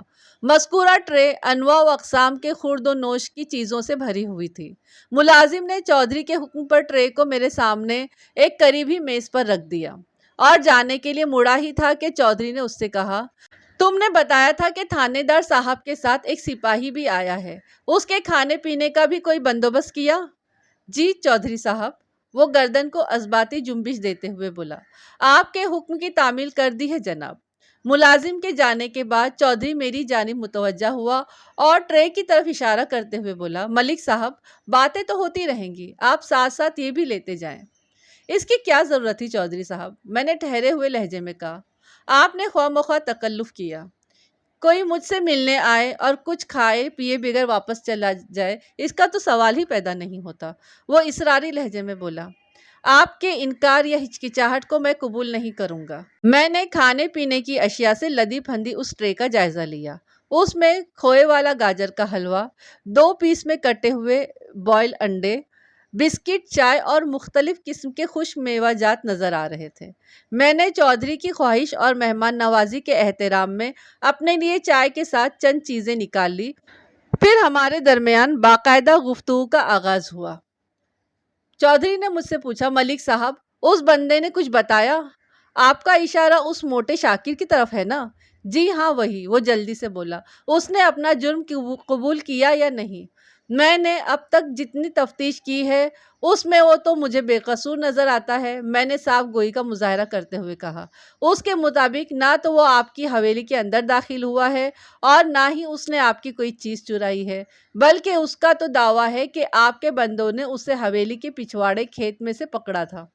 میں نے لمحاتی توقف کر کے ایک گہری سانس لی، پھر اضافہ کرتے ہوئے بولا، اس کو رات بھر جانوروں کے باڑے میں رکھ کر جو مار پیٹ کی گئی وہ بھی سمجھ میں نہ آنے والی بات ہے۔ چودھری نے تحمل سے میری بات سنی اور میرے خاموش ہونے پر سوال کیا، ملک صاحب آپ نے اس نامراد سے یہ سوال کیا کہ وہ آدھی رات کو میری حویلی کے پچھواڑے کیا کر رہا تھا؟ میں نے شاکر کی بیان کردہ توجیہ چودھری کے سامنے رکھ دی۔ وہ طنزیہ انداز میں مسکرایا اور بولا، اسے رفع حاجت کے لیے پورے گاؤں میں میری حویلی کا پچھواڑا ملا تھا۔ شاید آپ کو معلوم نہیں کہ اس بزاد کا گھر اس حویلی سے کافی فاصلے پر دور گاؤں کے دوسرے حصے میں ہے، اور اس کے گھر کے نزدیک بھی کھیتوں کی کمی نہیں۔ چودھری کی بات میں وزن تھا۔ مجھے یہ اندازہ لگانے میں کوئی دقت محسوس نہیں ہوئی کہ حویلی کے پیچھے پائے جانے کے حوالے سے وہ اپنے ذہن میں ایک مخصوص سوچ رکھتا تھا۔ میں نے یہ عقدہ اسی کے ہاتھ سے کھلوانے کا فیصلہ کیا اور کہا، چودھری صاحب لگتا ہے آپ بھی اس بات سے متفق ہیں کہ شاکر آپ کی حویلی کے اندر داخل ہوا ہے اور نہ ہی اس نے حویلی کے اندر سے کوئی چیز چرائی ہے، لیکن آپ کو اس کی حویلی کے پچھواڑے موجودگی پر اعتراض ہے، اور اس اعتراض کے پیچھے کوئی سنسنی خیز کہانی ہے۔ میں نے لمحاتی توقف کر کے اس کی آنکھوں میں دیکھا اور پوچھا، میں غلط تو نہیں کہہ رہا چودھری صاحب؟ اس کے چہرے پر ایک رنگ سا آ کر گزر گیا۔ مجھے یوں محسوس ہوا جیسے وہ بہت کچھ کہنا چاہتا ہے لیکن کسی سبب سے اس نے اپنی زبان کو روک لیا تھا۔ میں مذکورہ سبب تک رسائی کے لیے بے قرار ہو گیا۔ چودھری صاحب، میں نے اپنائیت بھرے لہجے میں کہا، میں آپ کا سچا ہمدرد ہوں۔ اگر آپ کو کسی بھی حوالے سے شاکر پر کوئی خاص قسم کا شک ہے تو معاملہ مجھ سے چھپانے کی کوشش نہ کریں۔ اگر آپ کو قانون کی مدد اور تعاون چاہیے تو سب کچھ کھول کر بیان کر دیں۔ چند لمحات کے لیے وہ مجھے کسی گہری سوچ میں غرق دکھائی دیا، پھر ایک فیصلے پر پہنچتے ہوئے وہ ٹھہرے لہجے میں بولا، میرا خیال ہے مجھے آپ پر پورا بھروسہ کرنا چاہیے۔ یہ آپ کا ایک دانشمندانہ فیصلہ ہوگا، میں نے سراہنے والے انداز میں کہا۔ آپ آئیں میرے ساتھ۔ وہ اٹھ کر کھڑے ہوتے ہوئے بولا، میں پہلے آپ کو کچھ دکھاتا ہوں، پھر آرام سے بیٹھ کر باتیں کریں گے۔ میں اشیائے خرد و نوش سے بڑا کامل انصاف کر چکا تھا۔ چودھری کو دیکھ کر میں نے بھی نشست چھوڑ دی۔ چودھری بشارت کا پراسرار انداز بتا رہا تھا کہ وہ کوئی سنسنی خیز انکشاف کرنے جا رہا ہے۔ میں اس کی معیت میں چلتے ہوئے حویلی کے رہائشی حصے میں سے گزرتے ہوئے عقبی حصے میں پہنچ گیا۔ رہائشی حصہ حویلی کی 4 دیواری کے اندر تعمیر کیا گیا تھا۔ وہ اس طرح کہ حویلی کی بیرونی دیوار اور رہائشی عمارت کے بیچ 8-10 فٹ کی جگہ خالی چھوڑ دی گئی تھی تاکہ تازہ ہوا آسانی سے گزر کر حویلی کے اندرونی حصے میں تازگی اور فرحت کو جگا سکے۔ میں چودھری کی رہنمائی میں اس خالی حصے میں پہنچ گیا جہاں ایک جانب حویلی کی اونچی دیوار اور دوسری طرف رہائشی عمارت کا عقبی حصہ تھا۔ حویلی کی 4 دیواری کی اونچائی لگ بھگ 10 فٹ رہی ہوگی۔ وہ ایک مضبوط فصیل نما دیوار تھی۔ ملک صاحب، میں آپ کو اپنی ایک ایسی پریشانی کے بارے میں بتا رہا ہوں جو میرے اور میری بیوی کے سوا کسی اور کے علم میں نہیں ہے۔ وہ گمبھیر انداز میں بولا، مجھے امید ہے آپ اپنی تحقیق کے دوران میں حتی الامکان اس راز کی حفاظت کریں گے۔ بات ختم کر کے اس نے امید بھری نظر سے مجھے دیکھا تو میں نے تسلی بھرے لہجے میں کہا، آپ بالکل بے فکر ہو جائیں چودھری صاحب، سمجھے آپ کا راز میرا راز ہے۔ اس کے چہرے پر اطمینان جھلکا، پھر تشکرانہ انداز میں سر ہلانے کے بعد رہائشی عمارت کی ایک اگبی کھڑکی کی سمت اشارہ کرتے ہوئے وہ مجھ سے مستفسر ہوا، آپ جانتے ہیں اس کھڑکی کے پیچھے کیا ہے؟ ظاہر ہے میں نہیں جانتا تھا۔ میں نے تو اس حویلی میں آج پہلی بار قدم رکھا تھا، لہٰذا میں نے بڑی سادگی سے کہہ دیا کہ میں نہیں جانتا۔ یہاں اچھی خاصی سردی ہو رہی ہے، چودھری نے سرسری انداز میں کہا، چلے اندر بیٹھ کر اطمینان سے بات کرتے ہیں۔ چودھری کی چونکہ طبیعت بھی ٹھیک نہیں تھی، اس لیے وہ موسم کی شدت کو کچھ زیادہ ہی محسوس کر رہا تھا۔ ویسے اس بات میں کسی شک و شبے کی گنجائش بھی نہیں تھی کہ وہ شام سے پہلے کا وقت تھا اور فضا میں خنکی بدرجہ اتم موجود تھی۔ ہم دوبارہ اسی خوابگاہ میں پہنچ گئے جہاں سے تھوڑی دیر پہلے اٹھ کر گئے تھے۔ اب کی بار چودھری نے ہم دونوں کے لیے مرغی کی گرما گرم یخنی منگوائی اور دوبارہ ٹیک لگا کر بیٹھنے کے بعد سرسراتے ہوئے لہجے میں بولا، ملک صاحب، وہ جو کھڑکی میں نے آپ کو دکھائی ہے نا، اس کے پیچھے ہمارا غسل خانہ ہے جو میرے اور نورین کے استعمال میں رہتا ہے۔ اتنا بتا کر وہ خاموش ہوا تو میں کوئی سوال کیے بغیر ہماتون گوش رہا۔ یہاں مذکورہ کھڑکی کے حوالے سے ایک وضاحت کرنا ضروری سمجھتا ہوں کہ اسے عام پٹ والی چوبی کھڑکی نہ سمجھا جائے۔ یہ روشن دان کے سائز کی ایک مستطیل جگہ تھی جس کے اندر ڈیزائن دار سیمنٹ کی جالی لگی ہوئی تھی، جس کے خالی حصوں سے تازہ ہوا کا بآسانی گزر ہو سکتا تھا۔ سطح زمین سے یہ کھڑکی کوئی 8 فٹ اونچائی پر بنائی گئی تھی۔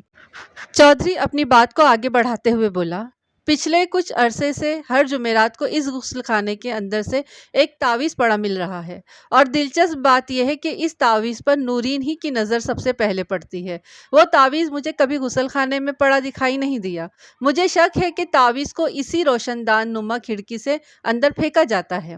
اس نے لمحاتی توقف کر کے ایک گہری سانس لی، پھر اپنے بیان کو آگے بڑھاتے ہوئے بولا، سب سے پہلے میرا شک میری پہلی بیوی کلثوم کی طرف گیا تھا جو حویلی کے دوسرے حصے میں رہتی ہے۔ ظاہر ہے اس کی موجودگی میں نے نورین سے دوسری شادی کی ہے۔ کوئی بھی عورت اپنی سوکن کو برداشت نہیں کر سکتی۔ کلثوم بظاہر تو میری نورین سے شادی کی مخالفت نہیں کر سکتی تھی، ہو سکتا ہے اس کے دل میں بہت زیادہ غم و غصہ بھرا ہوا ہو، اس لیے میرا دھیان سب سے پہلے کلثوم ہی کی طرف گیا تھا۔ ظاہر ہے اس نازک معاملے پر اگر میں براہ راست اس سے بات کرتا اور واقعتاً اس گندے کھیل میں ملوث ہوتی تو میرے پوچھنے پر وہ صاف مکر جاتی، لہٰذا میں نے نہایت ہی رازداری کے ساتھ اس پراسرار کھیل کی چھان بین کا کام شروع کر دیا۔ ایک بات تو طے ہے کہ کلثوم حویلی کے اس حصے میں قدم بھی نہیں رکھتی، لہٰذا یہ سوچنا کہ وہ خود غسل خانے میں تعویذ رکھ کر جاتی ہوگی بالکل غلط ہے۔ اسی طرح یہ بھی ناممکن ہے کہ وہ حویلی کے پچھواڑے جا کر کھڑکی کے راستے غسل خانے کے اندر تعویذ پھینکتی ہوگی۔ اب ایک ہی امکان رہ جاتا تھا کہ اگر کلثوم اس کھیل میں شامل ہے تو وہ اپنے کسی وفادار سے یہ کام کروا سکتی ہوگی۔ آپ کو تو یہ معلوم ہوگا کہ اس حویلی کے اندر بڑی چودھرائن کے وفادار کون کون ہیں۔ وہ لمحے بھر کر رکا تو میں نے اس سے سوال کیا، آخر وہ بھی پچھلے 15 سال سے اسی حویلی میں رہ رہی ہے؟ مرد ملازم تو سب میری مٹھی میں ہیں، وہ چٹانی اعتماد سے بولا۔ ان بندوں کے علاوہ 2 ملازم عورتیں اس حویلی میں کام کرتی ہیں، بشیرہ نورین کی خدمت پر مامور ہے اور سغرا کلثوم کی خدمت کے لیے۔ ایک گہری سانس چھوڑنے کے بعد وہ آگے بڑھا، بشیرہ کو تو میں نے کچھ عرصے پہلے ہی ملازم رکھا ہے، دوسری شادی کے بعد، لیکن سغرا پچھلے 10 سال سے کلثوم کے ساتھ ہے۔ میرا شک اسی پر جا رہا ہے۔ میں نے پچھلے کئی روز سے اس کی کڑی نگرانی کروا کے بھی دیکھ لی ہے، وہ اس شیطانی چکر میں ملوث نہیں پائی گئی۔ ہر طرف سے ناکام ہونے کے بعد میرے ذہن میں یہ خیال پیدا ہوا کہ یہ کسی باہر کے آدمی کی کارستانی ہے۔ اس خیال کے ساتھ ہی میں نے قدیر اور جبار کو تاکید کر دی کہ وہ حویلی کے عقبی حصے پر گہری نظر رکھیں۔ چنانچہ پچھلی رات انہوں نے شاکر کو حویلی کے پچھواڑے مشکوک انداز میں ٹہلتے دیکھا تو پکڑ لیا۔ میں مانتا ہوں کہ وہ حویلی کے اندر داخل نہیں ہوا اور نہ ہی اس نے یہاں سے کچھ چرایا ہے، لیکن جو صورتحال میں نے آپ کو بتائی ہے اس کی روشنی میں میرا دھیان کسی اور طرف جا ہی نہیں سکتا۔ اب وہ آپ کے قبضے میں ہے، اس کی زبان کھلوانا آپ کا کام ہے۔ پچھلی رات آپ کے ملازموں نے اسے باڑے میں رکھ کر خوب مارا پیٹا، میں نے گہری سنجیدگی سے کہا۔ آج صبح جب اسے آپ کے سامنے پیش کیا گیا تو آپ نے بھی اس کی ٹھکائی کی ہے۔ کیا اس نے آپ کے سوالوں کے جواب میں کچھ نہیں بتایا؟ اگر اس نے زبان کھول دی ہوتی تو پھر میں اسے تھانے تک نہ بھیجتا ملک صاحب، وہ سنسناتے ہوئے لہجے میں بولا۔ پھر تو سارا ہی مسئلہ ہو جانا تھا نا جناب۔ ٹھیک ہے، وہ میرے پاس ہے تو اس کو سچ بولنے پر بھی میں مجبور کر ہی دوں گا، میں نے ٹھہرے ہوئے انداز میں کہا۔ آپ نے بتایا ہے کہ پراسرار تعویذوں والے معاملے سے آپ اور آپ کی دوسری بیوی ہی واقف ہیں، یا پھر ابھی آپ نے مجھے اس راز میں شریک کیا ہے؟ جی ہاں، یہی حقیقت ہے، وہ بڑے وثوق سے بولا۔ جب آپ نے قدیر اور جبار کو حویلی کے عقبی حصے کی نگرانی کا حکم دیا تو کیا کہا تھا؟ میں نے اس سے سوال کیا، کیا انہیں بھی آپ نے اس راز میں شریک کیا ہے؟ سوال ہی پیدا نہیں ہوتا جناب، وہ نفی میں گردن ہلاتے ہوئے بولا۔ میں نے انہیں چوری چکاری کے حوالے سے تنبیہ کرتے ہوئے کہا تھا کہ وہ حویلی کے بیرونی معاملات پر گہری نظر رکھیں، وہ تعویذ والی کہانی کے بارے میں کچھ بھی نہیں جانتے ہیں۔ میں گہری سوچ میں ڈوب گیا، پھر پوچھا، غسل خانے سے تعویذ ملنے کا سلسلہ اندازاً کب سے چل رہا ہے؟ جیسا کہ میں نے عرض کیا ہے، وہ بتانے لگا، تعویذ جمعرات یعنی جمعہ کی صبح ہی غسل خانے میں پڑا ملتا ہے۔ ابھی تک 3 تعویذ ملے ہیں، کل چوتھی جمعرات تھی اور شاکر کو میرے بندوں نے پکڑ لیا، اور اس جمعرات کو تعویذ بھی نہیں ملا۔ اب آپ خود ہی سوچیں، یہ سارے اشارے کس طرف جاتے ہیں؟ آپ کے بندوں نے پچھلی رات جب شاکر کو پکڑا تو اس کی تلاشی بھی تو لی ہوگی؟ میں نے ایک اہم سوال کیا۔ کیا اس کی جامہ تلاشی سے کوئی تعویذ وغیرہ بھی برآمد ہوا تھا؟ نہیں جناب، اس نے نفی میں گردن ہلائی۔ اس کے پاس سے کچھ بھی برآمد نہیں ہوا، ایک پھوٹی کوڑی بھی نہیں۔ چودھری صاحب، میں نے اس کی آنکھوں میں دیکھتے ہوئے کہا، اس سے تو ظاہر ہوتا ہے کہ تعویذ والے معاملے سے اس کا دور دور تک کا واسطہ نہیں۔ اب جو بھی ہے، میں نے سارے حالات آپ کے سامنے رکھ دیے ہیں، وہ ٹھہرے ہوئے لہجے میں بولا۔ تفتیش کر کے حقائق کو سامنے لے کر آنا آپ کا کام ہے۔ میں اپنا کام اچھی طرح جانتا ہوں چودھری صاحب، میں نے ٹھوس انداز میں کہا۔ آپ کو مکمل طور پر بھروسہ کرنا چاہیے مجھ پر۔ تعویذ والی کہانی میرے اور آپ کی چھوٹی بیگم کے درمیان ہی رہے گی۔ میں اصل معاملے تک رسائی حاصل کرنے کے لیے کچھ اس انداز سے تفتیش کروں گا کہ سانپ بھی مر جائے گا اور لاٹھی بھی سلامت رہے گی۔ اللہ آپ کا بھلا کرے، وہ امید بھری نظر سے مجھے دیکھتے ہوئے بولا۔ مجھے یقین ہے آپ اس مہم میں ضرور کامیاب ہوں گے، بشرطیہ کہ اس سلسلے میں آپ مجھ سے بھرپور تعاون کریں۔ میں نے معنی خیز لہجے میں کہا، آپ کی مدد کے بغیر یہ ممکن نہیں ہے۔ میں ہر قسم کے تعاون کے لیے تیار ہوں ملک صاحب، وہ فراخ دلی سے بولا۔ آپ حکم تو کریں۔ سب سے پہلے تو آپ مجھے وہ تعویذ دکھائیں، میں نے گہری سنجیدگی سے کہا، جو پچھلی 3 جمعراتوں سے آپ کے غسل خانے میں پھینکے جا رہے ہیں۔ ملک صاحب، میں وہ تعویذ آپ کو نہیں دکھا سکتا۔ چودھری بشارت کے چہرے پر الجھن کے آثار نظر آئے۔ یہ ممکن نہیں ہے۔ کیوں؟ میں نے چونکے ہوئے لہجے میں پوچھا۔ وہ بات دراصل یہ ہے، وہ وضاحت کرتے ہوئے بولا، ہمارے نہانے والا پانی کا ٹب غسل خانے میں اسی دیوار کے ساتھ رکھا ہوا ہوتا ہے جس دیوار میں وہ کھڑکی ہے جو تھوڑی دیر پہلے میں نے آپ کو دکھائی ہے۔ تعویذ اسی کھڑکی کی جالی میں سے اندر پھینکا جاتا ہے اور وہ ٹب کے اندر آ کر گرتا ہے۔ یہ بھی ایک اتفاق ہے کہ تینوں بار وہ ٹب لبالب پانی سے بھرا ہوا تھا۔ تعویذ پانی میں گرتے ہی گھلنے لگا، مطلب یہ ہے کہ اس کی سیاہی نکل کر پانی میں حل ہو گئی۔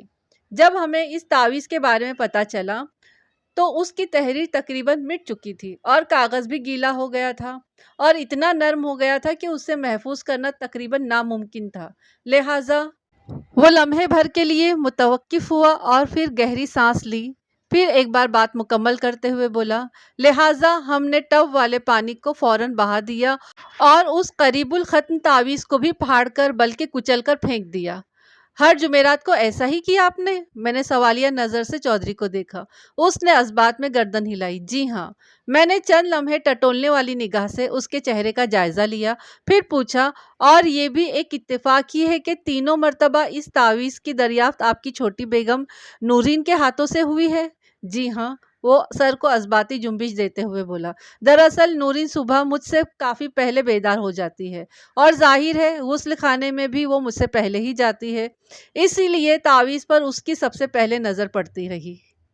جب آپ لوگ رات کو سونے کے لیے لیٹتے ہیں تو ظاہر ہے اس سے پہلے غسل خانے کی طرف سے ہو کر آتے ہوں گے، میں نے کریدنے کا سلسلہ جاری رکھتے ہوئے کہا۔ کیا اس موقع پر آپ غسل خانے والے ٹب کا بھی جائزہ لیتے رہے ہیں؟ جناب سیدھی سی بات ہے، وہ معتدل انداز میں بولا۔ پہلے تو کبھی میرا اس طرف دھیان نہیں گیا تھا، لیکن جب دوسری بار ٹب کے اندر تعویذ کو تیرتے ہوئے دیکھا تو میں کچھ زیادہ ہی محتاط ہو گیا، اور تیسری جمعرات کو میں نے بستر پر جانے سے پہلے پورے غسل خانے کو اچھی طرح چیک کیا تھا۔ پانی والا ٹب تو کیا، غسل خانے کے کسی بھی کونے خدرے میں کوئی تعویذ نہیں تھا، لیکن جمعہ کی صبح جب چھوٹی چودھرائن صاحبہ غسل خانے میں گئی تو تعویذ ٹب میں موجود تھا۔ میں نے استفساریہ نظر سے چودھری بشارت علی کو دیکھتے ہوئے کہا، جی ہاں بالکل آپ ٹھیک کہہ رہے ہیں۔ وہ تائیدی انداز میں گردن ہلاتے ہوئے بولا۔ اس کا مطلب ہے، میں نے سوچ میں ڈوبے ہوئے لہجے میں کہا، تعویذ کو رات ہی کے کسی حصے میں آپ کے غسل خانے میں پھینکا جاتا رہا ہے۔ جی ہاں، یہ تو آپ ٹھیک ہی کہہ رہے ہیں، وہ گمبھیر انداز میں بولا۔ 3 جمعراتوں سے یہ پراسرار سلسلہ جاری تھا، اور کل چوتھی جمعرات تھی جب میرے بندوں نے آدھی رات کے وقت شاکر کو حویلی کے پچھواڑے مشکوک انداز میں ٹہلتے ہوئے دیکھا اور پکڑ لیا۔ آج صبح ٹب کے اندر تعویذ نہیں پایا گیا تھا۔ وہ تھما، 2-3 گہری گہری سانسیں لے کر اپنے تنفس کو بحال کیا اور بات مکمل کرتے ہوئے بولا، آپ خود غور کر لیں ملک صاحب، سارے اشارے جمیل کے اس آوارہ لڑکے شاکر کی طرف ہی جاتے ہیں۔ اگر آپ اس سے سختی کریں گے تو مجھے یقین ہے وہ زبان کھول کر سچ اگل ہی دے گا۔ ضرور چودھری صاحب، میں نے اس کی تشفی کی غرض سے یقینی انداز میں کہا، میں تو اس سے ایسی کڑی تفتیش کروں گا کہ دادی نانی خواب میں آ جائیں گی۔ اس سلسلے میں آپ بالکل بے فکر ہو جائیں۔ میں چونکہ تعویذ والے معاملے کو پھیلانا نہیں چاہتا تھا، اسی لیے ڈھکے چھپے الفاظ میں اس بدبخت سے پوچھ گچھ کی تھی۔ وہ تشویش بھرے انداز میں بولا، سب کے سامنے میرا زور اسی بات پر تھا کہ وہ چوری کی غرض سے یہاں آیا تھا، لیکن آپ تو حقیقت حال سے آگاہ ہو چکے ہیں، آپ اس کی زبان سے سب کچھ آسانی سے اگلوا سکتے ہیں۔ ضرور اگلواؤں گا، میں نے گہری سنجیدگی سے کہا۔ پھر پوچھا، چودھری صاحب ایک انتہائی ذاتی نوعیت کا سوال پوچھوں؟ آپ جواب دیں گے نا؟ اس نے الجھن زدہ نظر سے مجھے دیکھا اور بولا، جی پوچھئے۔ کیا آپ تعویذ گنڈے پر یقین رکھتے ہیں؟ جی ہاں، وہ جلدی سے بولا۔ تعویذوں کے اچھے برے اثرات سے تو انکار ہی نہیں کیا جا سکتا ملک صاحب۔ میں اس موضوع پر آپ سے کوئی بحث نہیں کروں گا چودھری صاحب، میں نے ٹھہرے ہوئے لہجے میں کہا۔ صرف یہ جاننا چاہتا ہوں کہ آپ کے غسل خانے کے ٹب سے ملنے والے تعویذات کس قسم کے اثرات کے حامل ہو سکتے ہیں؟ آپ یہ پوچھنا چاہتے ہیں کہ اچھے یا برے اثرات؟ اس نے تصدیق طلب انداز میں مجھے دیکھا۔ جی ہاں بالکل، میں نے ازبات میں گردن ہلائی۔ ظاہر ہے جی، یہ برے اثرات والے ہی تعویذ تھے، وہ بڑے وثوق سے بولا۔ اور اس قسم کا کام کوئی دشمن ہی کر سکتا ہے؟ جی یہ تو سمجھ میں آنے والی بات ہے، وہ مضبوط لہجے میں بولا۔ چودھری صاحب، میں نے اس کی آنکھوں میں دیکھتے ہوئے کہا، آپ اس گاؤں کے مطلق العنان بادشاہ ہیں۔ حسین آباد میں رہنے والا کوئی بھی شخص آپ سے دشمنی کے بارے میں سوچ بھی نہیں سکتا، پھر ایسی نازیبہ حرکت کی جرات کون کر سکتا ہے؟ ملک صاحب، انسان کے جہاں 100 دوست ہوتے ہیں وہاں ایک آدھ دشمن بھی ضرور ہوتا ہے، وہ گہری سنجیدگی سے بولا۔ یہ ٹھیک ہے کہ حسین آباد کے لوگ میری بہت عزت کرتے ہیں، کسی کی مجال نہیں کہ وہ ایسی گری ہوئی حرکت کر سکے، لیکن یہ شیطانی حسین آباد کے باہر سے بھی تو کر سکتا ہے۔ یہاں کے کسی بندے کو اپنا اعلی کار بنا کر وہ ایسے اوچھے اور خطرناک ہتھ کنڈے آزما سکتا ہے۔ آپ کی بات میں وزن ہے چودھری صاحب، میں نے تائیدی انداز میں کہا۔ پھر ایسے کسی بیرونی دشمن کی نشاندہی بھی تو آپ ہی کو کرنا ہوگی نا؟ فوری طور پر میری سمجھ میں تو کچھ نہیں آ رہا ہے ملک صاحب، وہ چہرے پر تھکن کے آثار سجاتے ہوئے بولا۔ میں اس سلسلے میں اپنی سوچ کے گھوڑے دوڑانے کی کوشش کرتا ہوں۔ آپ شاکر کا ٹرائل کریں، مجھے امید ہے کہ کوئی اچھا ہی نتیجہ سامنے آئے گا۔ انشاءاللہ، میں نے پر اعتماد انداز میں کہا۔ پھر پوچھا، چودھری صاحب پچھلی 3 جمعراتوں سے آپ کے غسل خانے کے ٹب میں ملنے والے تعویذوں کا جو سلسلہ جاری رہا، اس کے اثرات بد آپ پر ظاہر بھی ہوئے ہیں یا نہیں؟ مجھ پر نہیں، نورین پر ظاہر ہوئے ہیں، اس نے بتایا۔ مطلب؟ میں نے حیرت بھری نظر سے اس کی طرف دیکھا۔ جس جمعہ کو وہ تعویذ ملتا تھا، نورین کے سر میں پورا دن شدید درد ہوتا رہتا تھا، چودھری نے میرے سوال کے جواب میں بتایا۔ پھر وقت گزرنے کے ساتھ ساتھ درد کم ہوتے ہوتے بالکل ختم ہو جاتا تھا۔ 3 مرتبہ ایسا ہی ہوا، لیکن توقف کر کے اس نے ٹھہری ہوئی نظر سے مجھے دیکھا اور اضافہ کرتے ہوئے بولا، آج ایسی کوئی بات ہی نہیں ہوئی، وہ صبح سے بالکل ٹھیک ٹھاک ہے، ایک بار بھی اس نے سر درد کی شکایت نہیں کی، اور اس کا سبب بھی آپ کے سامنے ہے ملک صاحب۔ पिछली रात शाकिर को गुस्ल खाने में तावीज़ फेंकने का मौका ही नहीं मिल सका था। उसकी तान घूम फिर कर जमील के निकम्मे लड़के शाकिर पर ही आकर टूटती थी। मैंने उस हवाले से चौधरी को बहुत ज़्यादा छेड़ना मुनासिब न जाना और सोच में डूबे लहजे में कहा, तो इसका मतलब ये है कि ये सारी मुजरिमाना कार्रवाई आपकी छोटी बीवी नौरीन के खिलाफ की जा रही है? जी मुझे भी ऐसा ही लगता है, वो तायदी अंदाज में गर्दन हिलाते हुए बोला। इसीलिए मेरा ध्यान सबसे पहले कुलसुम की तरफ गया था, लेकिन वो मुझे इस मामले में कहीं नज़र नहीं आई। अब इस मसले को आप ही को हल करना है। ठीक है, मैं ज़रूर हल करूँगा, मैंने कहा। आप इस बारे में और भी जो कुछ जानते हैं वो मुझे बता दें। हमारे दरमियान मज़ीद 15-20 मिनट तक इसी मौजू पर गुफ्तगू होती रही। फिर मैं चौधरी से इजाज़त लेकर हवेली से निकल आया। जब हम तांगे में बैठकर हुसैनाबाद से थाने की जानिब रवाना हुए तो रात का अंधेरा फैल चुका था। मैंने हवेली छोड़ने से पहले वो गुस्ल खाना भी अच्छी तरह देख लिया था, जहाँ पिछली 3 जुमेरातों से पानी वाले टब में तावीज़ पड़ा हुआ मिल रहा था। तो टब और जालीदार सीमेंट की रोशनदान नुमा खिड़की की पोजीशन यही बताती थी कि वहीं से कोई तावीज़ को गुस्ल खाने के अंदर फेंका करता था। ये कोई भी, जो कोई भी था, मुझे उसी की तलाश थी और मुझे उसे तलाश करना था। जब भी इस मामले का इसरार खुलकर सामने आ सकता था। वैसे बज़ाहिर ये मामला जितना सीधा साधा दिखाई दे रहा था वैसा था नहीं। मैं इस तमाम तर कार्रवाई के पीछे किसी सनसनीखेज की तवक्का कर रहा था। थाने पहुंचकर मैंने हवलदार को अपने पास बुलाकर मुल्ज़िम मुबैना चोर शाकिर की खैरियत पूछी। उसके तसल्ली बख्श जवाब देने के बाद मैंने उससे कहा, जहांगीर, मैं अपने क्वार्टर में जा रहा हूँ, कुछ देर के बाद वापस आऊँगा। तुम शाकिर को सोने नहीं देना और हाँ, रात का खाना बहुत ज़्यादा खिला देना। जी जी, मैं समझ गया, वो मायनी खेज अंदाज में गर्दन हिलाते हुए बोला। आप बेफिक्र होकर जाएं, जब भी आप वापस आएंगे बंदा आपको तैयार मिलेगा। हवलदार बहुत आसानी से मेरे मकसद की तह में उतर गया था। पुलिस की तफ्तीशी कार्रवाई में इस हुर्बे को अमूमन आजमाया जाता है। ज़ेरे तफ्तीश मुल्जिम को रात के खाने में कोई मिस्कीन दवा मिलाकर दी जाती है और उसके साथ ही ये कोशिश भी की जाती है कि वो ज़्यादा से ज़्यादा खाना खाए। जब वो हलक तक खाना ठूंस लेता है तो उस पर कसलमंदी तारी हो जाती है। एक तो खुमार रिस्क और उस पर मिस्कीन दवा का असर, ये तमाम तर मिलकर उसे जल्द अज जल्द अंटा गफील होने पर उकसाते हैं, लेकिन उस पर निगरान मुकर्रर पुलिस एहलकार उसे सोने नहीं देता। उसी जद्दोजहद में वो मरहला भी आता है जब मुल्जिम हर कीमत पर नींद का तलबगार नजर आता है। इस मौके पर उससे जो भी सवाल किया जाता है उसका सीधा और खरा जवाब देता है। शाकिर तो वैसे भी काहिल वजूद शख्स था। मुझे उम्मीद थी कि उसकी ज़ुबान खुलवाने में मुझे कोई दुश्वारी पेश नहीं आएगी। मैंने अब तक उससे जो पूछगछ की थी उससे मुतमईन था, लेकिन चौधरी ने मेरे जहन में जो अहम सवाल डाल दिया था उसकी तस्दीक भी ज़रूरी थी कि वो रफ़ा हाजत के लिए अपने घर से दूर चौधरी की हवेली के पिछवाड़े क्यों पहुंचा था। मैं चौधरी की हवेली से इतना कुछ खाकर आया था कि रात के बाकायदा खाने की हाजत बिल्कुल नहीं रही थी। लिहाजा मैंने खाने को फरामोश कर देना ही मुनासिब समझा और लिबास तब्दील करके ईशा की नमाज अदा की। फिर मौजूदा हालात पर गौर व फिक्र करने लगा। यकीनन चौधरी बशारत ने तावीज़ के हवाले से मुझसे कोई गलत बयानी नहीं की होगी। मेरा मतलब तावीज़ के पानी वाले टब में पाए जाने वाले से तावीज़ से है। और जहाँ तक तावीज़ात के असरात का ताल्लुक़ है तो इस बारे में मेरे ख़यालात व नज़रियात आम लोगों से बहुत मुख्तलिफ है, जिसकी वजाहत फिर किसी मुनासिब मौके पर करूँगा। फ़िलहाल ये मुअम्मा हल करना ज़्यादा ज़रूरी है। चौधरी के बयान के मुताबिक जुमेरात की रात में किसी वक्त वो तावीज़ उनके गुस्ल खाने में फेंक दिया जाता था और अगली सुबह से नूरीन के सर में शदीद दर्द शुरू हो जाता था। चौधरी इस तावीज़ाती सिलसिले को अपनी नई बीवी के खिलाफ एक ख़तरनाक और घिनौनी साजिश करार दे रहा था। वो इस बात पर भी पक्का यकीन रखता था कि तावीज़ात के अच्छे और बुरे असरात होते हैं। उसके यकीन को इस वाक़े से तक़वियत मिलती थी कि जब गुज़िश्ता रात गुस्ल खाने में तावीज़ नहीं फेंका गया तो आज दिन भर नूरीन के सर में दर्द नहीं हुआ था। गोया नूरीन का कोई दुश्मन वो खुफिया कार्रवाई कर रहा था या किसी से करवा रहा था।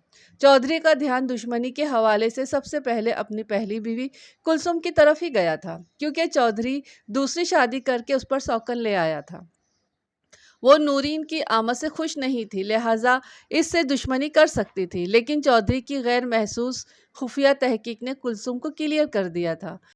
چودھری کے کلیئرنیس کو میں حتمی نہیں سمجھتا تھا۔ میں کلثوم کے معاملے کو اپنے طور پر بھی چیک کرنے کا ارادہ رکھتا تھا۔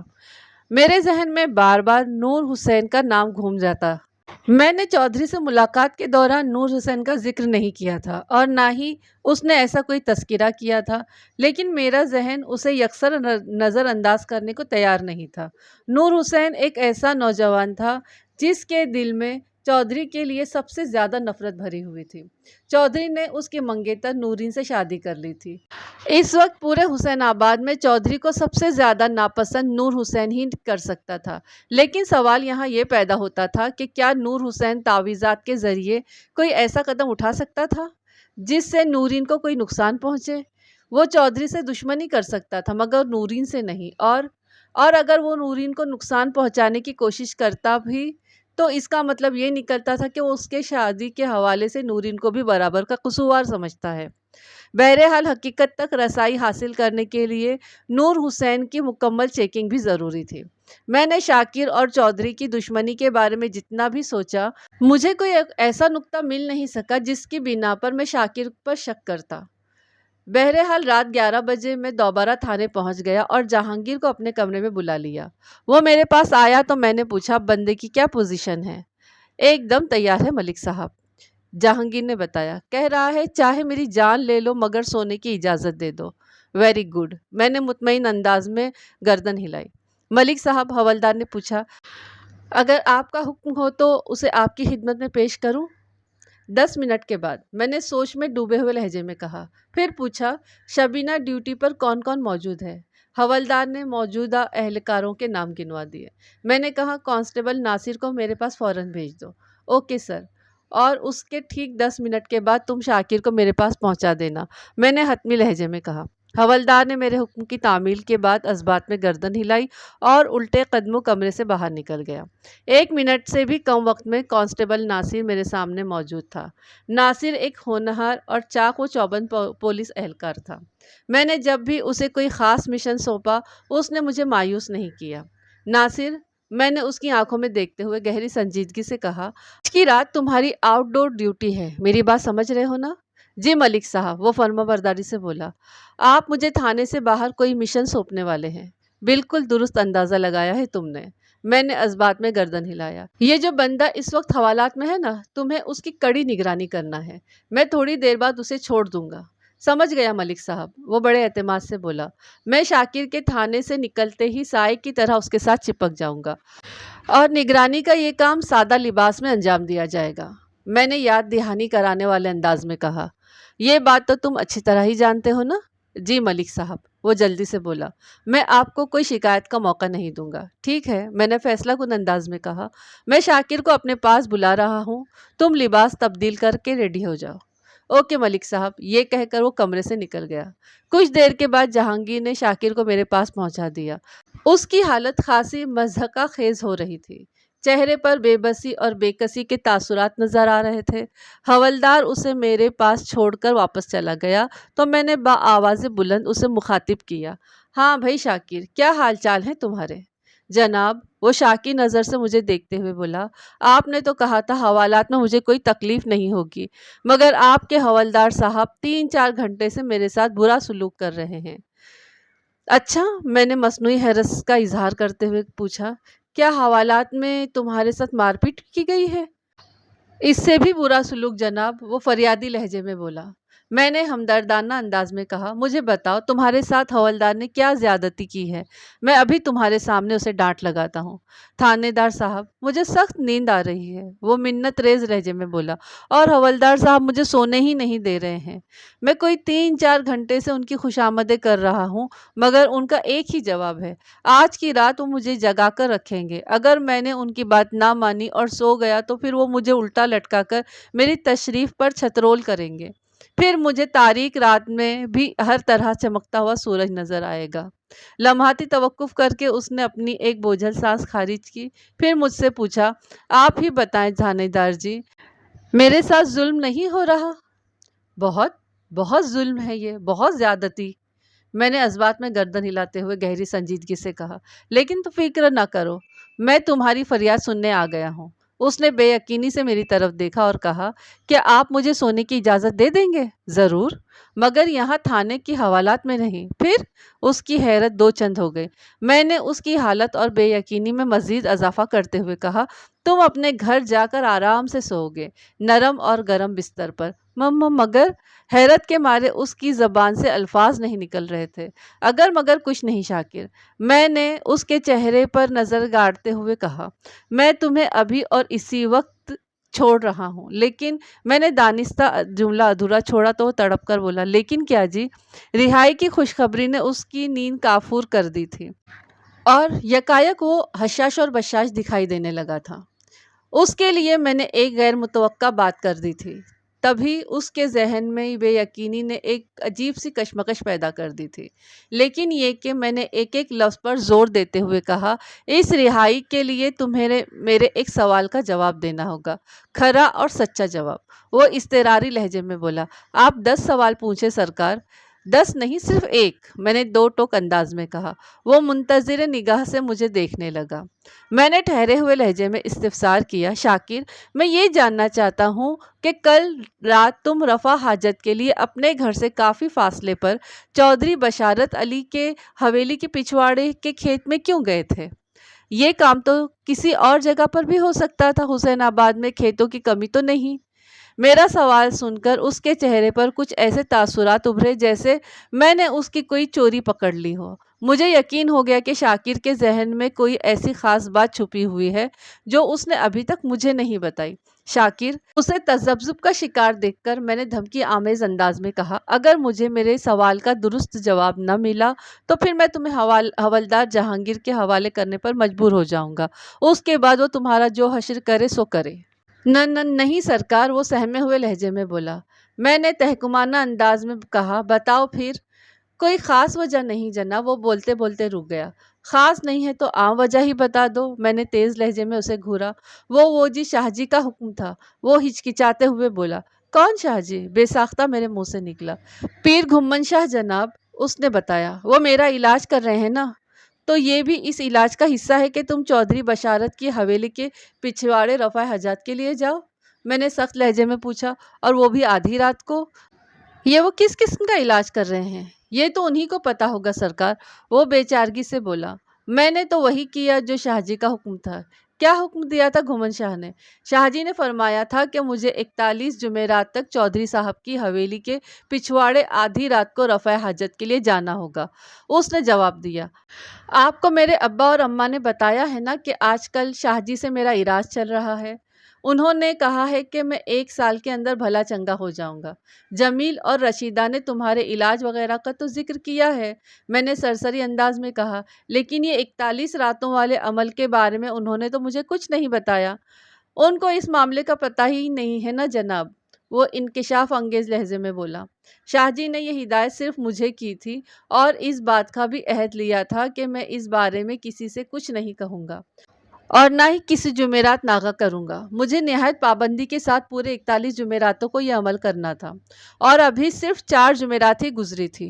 اوہ، میں نے ایک گہری سانس لی اور کہا، شاکر، تم نے شاہ جی کی دونوں ہدایت کی ایسی کی تیسی کر دی۔ اس نے تم سے جو عہد لیا تھا وہ مکمل طور پر ٹوٹ چکا ہے، اب تم کیا کرو گے؟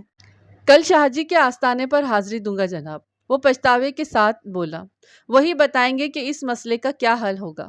انہوں نے مجھے سختی سے تاکید کی تھی کہ ایک تو 41 جمعرات تک مجھے کوئی ناغہ نہیں کرنا، اور دوسرے اس جمعرات والے عمل کے بارے میں کسی سے کچھ نہیں بتانا ہے۔ میں نے یہ معاملہ آپ کے سامنے کھول دیا ہے، اور یہ بھی طے ہے کہ میں 5ویں جمعرات کو چودھری کی حویلی کے پچھواڑے نہیں جا سکوں گا۔ اگر میں نے ادھر کا رخ کیا تو چودھری کے بندے مجھے پھر سے پکڑ لیں گے۔ پہلے وہ خود میری دھلائی کریں گے، پھر اس کے بعد آپ کے پاس تھانے میں جمع کرا دیں گے۔ شاہ جی کے علاج سے مجھے اچھا خاصا فائدہ ہو رہا تھا کہ یہ مصیبت نازل ہو گئی۔ تمہیں تکلیف کیا ہے شاکر؟ میں نے اس کی آنکھوں میں جھانکتے ہوئے سوال کیا۔ جی میں نہیں سمجھا۔ وہ الجھن زدہ انداز میں مجھے دیکھنے لگا۔ مطلب یہ، میں نے وضاحت کرتے ہوئے کہا، تمہیں بیماری کیا ہے؟ آخر پیر گھمن شاہ تمہارا کس چیز کا علاج کر رہے ہیں؟ شاکر نے میرے سوال کے جواب میں جو کچھ بتایا وہ جمیل اور رشیدہ کی زبانی میں پہلے ہی سن چکا تھا۔ وہ نہایت ہی سادگی سے بولا، وہ جناب ہوائی چیزوں کا اثر ہے مجھ پر۔ اور شاہ جی اس اثر کی کاٹ کر رہے ہیں؟ میں نے طنزیہ لہجے میں کہا۔ جی جی آپ بالکل ٹھیک کہہ رہے ہیں تھانے دار صاحب۔ وہ تیزی سے اپنی گردن کو تائیدی جنبش دیتے ہوئے بولا، میں جب بھی ان کے پاس جاتا ہوں وہ ایک لیمو کو میرے سر کے اوپر رکھ کر کاٹتے ہیں۔ میں نے افسوسناک اور رحم بھری نظر سے شاکر کو دیکھا اور پوچھا، یہ بتاؤ ہوائی چیزوں کے زیر اثر تم کیا محسوس کرتے ہو؟ بس جناب، وہ لایعنی انداز میں بولا، کسی کام کو دل نہیں چاہتا، بس عجیب سی حالت ہوتی ہے دماغ کی۔ یہ تو کوئی ہوائی چیزوں کے اثرات نہیں ہیں، میں نے کٹیلے انداز میں کہا۔ پھر یہ کیا ہے جناب؟ وہ وحشت بھری آواز میں بولا۔ میں نے بدستور طنزیہ لہجے میں کہا، یہ تو ایک خاص قسم کی بیماری کی علامت ہے۔ بیماری؟ وہ تشویش بھری نظر سے مجھے دیکھنے لگا۔ ہاں بیماری، میں نے ایک ایک لفظ پر زور دیتے ہوئے کہا۔ اس خطرناک بیماری کا نام ہے ہڈ حرام۔ وہ حیرت سے منہ کھول کر میرا منہ دیکھنے لگا۔ اگلی صبح میں تیار ہو کر تھانے پہنچا تو اس معمے کو حل کرنے کے لیے میرا ذہن ایک مخصوص لائحہ عمل تیار کر چکا تھا۔ رات میں نے اس کیس سے مختلف پہلوؤں پر ہر زاویے سے سوچا تھا اور متعلقہ مشکوک افراد کی فہرست میں ایک اور بندے کا اضافہ ہو گیا تھا، اور وہ بندہ تھا پیر گھمن شاہ عرف شاہ جی۔ رات شاکر سے ہونے والی گفتگو میں نے یہ فیصلہ کر لیا تھا کہ شاہ جی سے تفصیلی پوچھ گچھ مفید نتائج پر منتج ہوگی، لہٰذا آج صبح میں نے شاہ جی کے آستانے ہی سے تفتیش کا آغاز کیا تھا۔ پیر گھمن شاہ کے نام میں لفظ گھمن کی وجہ تسمیہ کچھ اس طرح تھی کہ شاہ جی ہر ماہ ایک مخصوص تاریخ کو نیاز کا اہتمام کرتا تھا۔ عصر اور مغرب کے درمیان پلاؤ کی ایک دیگ پکائی جاتی۔ تصور یہ قائم کیا گیا تھا کہ اس پلاؤ سے بھری ہوئی بند دیگ کو مختلف لوگ تھام کر کھڑے ہوں گے۔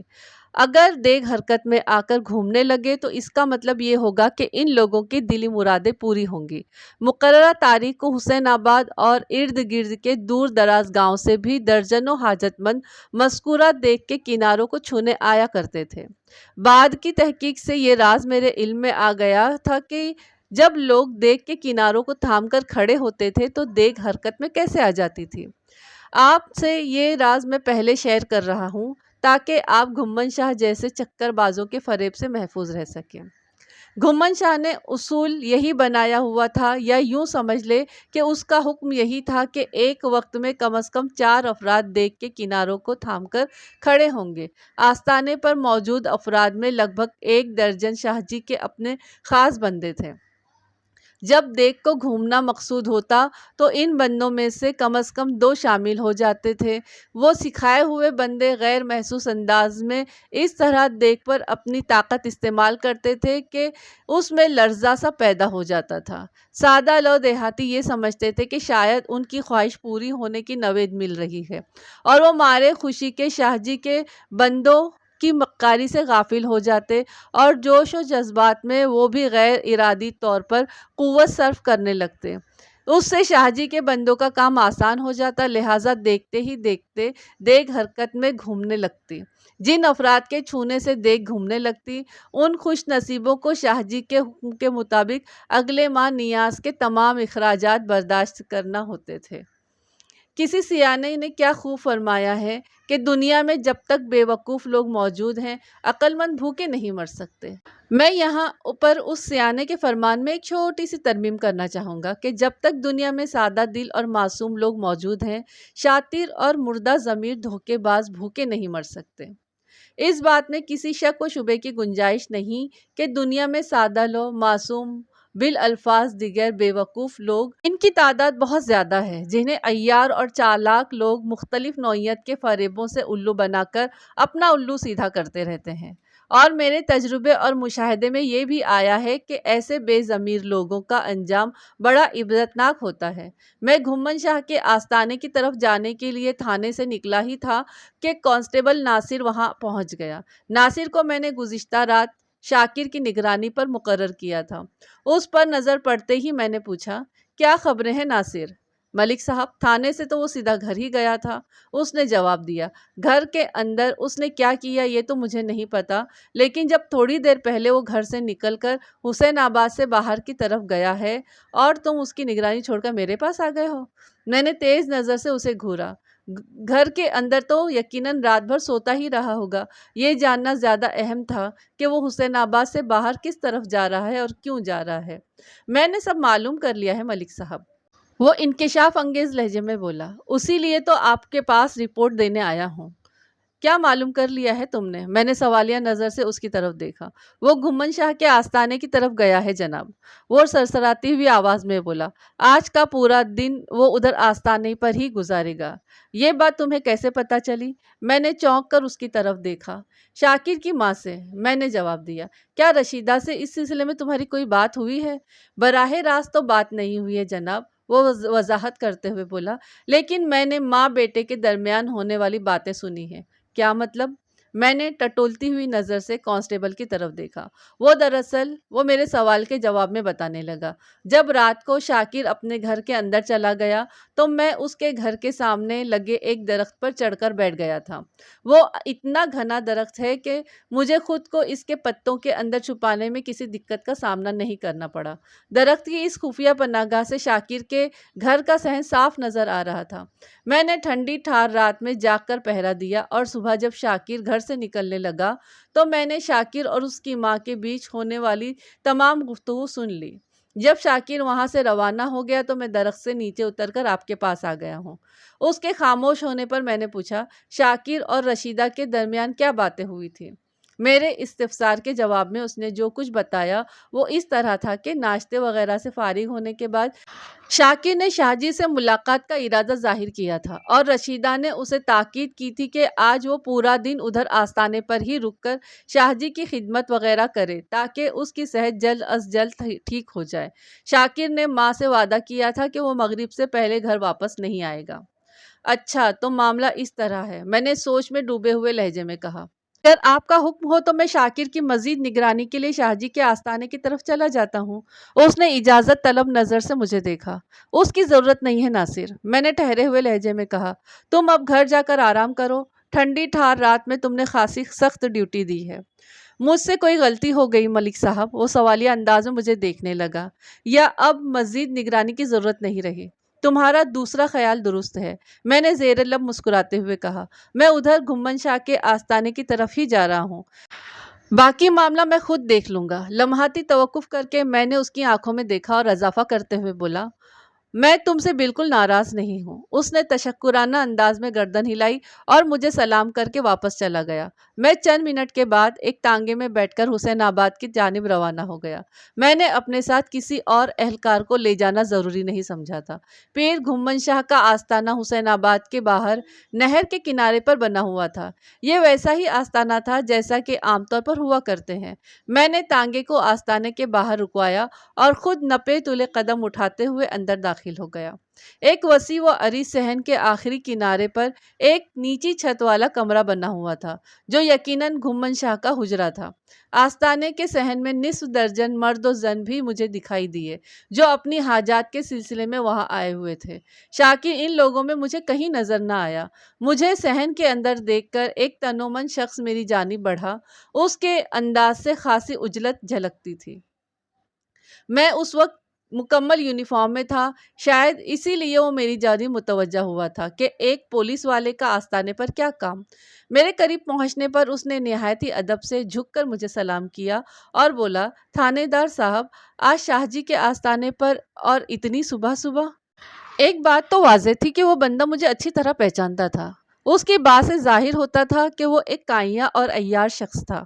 میں نے سرسری لہجے میں کہا، بس ایسے ہی جی چاہا آج شاہ جی کی خدمت میں حاضری دے دی جائے۔ سب خیریت تو ہے نا سرکار؟ وہ کھوجتی ہوئی نظر سے مجھے دیکھتے ہوئے بولا۔ پہلے کبھی آپ نے شاہ جی کے آستانے کو رونق نہیں بخشی نا؟ آمد کے حوالے سے اسے میری وضاحت نے مطمئن نہیں کیا تھا، جبھی وہ مزید سوالات کر رہا تھا۔ میں نے اس کے سوال کو نظر انداز کر دیا اور سرتاپا اس کا جائزہ لیتے ہوئے کہا، لگتا ہے تم بھی ادھر آستانے پر ہی ہوتے ہو؟ جی سرکار، میں شاہ جی کا خاص آدمی ہوں۔ وہ سینے پر ہاتھ رکھ کر فخریہ لہجے میں بولا۔ آستانے کا سارا انتظام میرے ہی ہاتھ میں ہے۔ نام کیا ہے تمہارا؟ میں نے اس کی آنکھوں میں دیکھتے ہوئے سوال کیا۔ کھنڈی، اس نے جواب دیا۔ کھنڈی؟ یہ کیسا نام ہے؟ میں نے الجھن زدہ انداز میں پوچھا۔ جناب، میں بچپن میں بہت پیارا اور خوبصورت ہوتا تھا، وہ وضاحت کرتے ہوئے بولا۔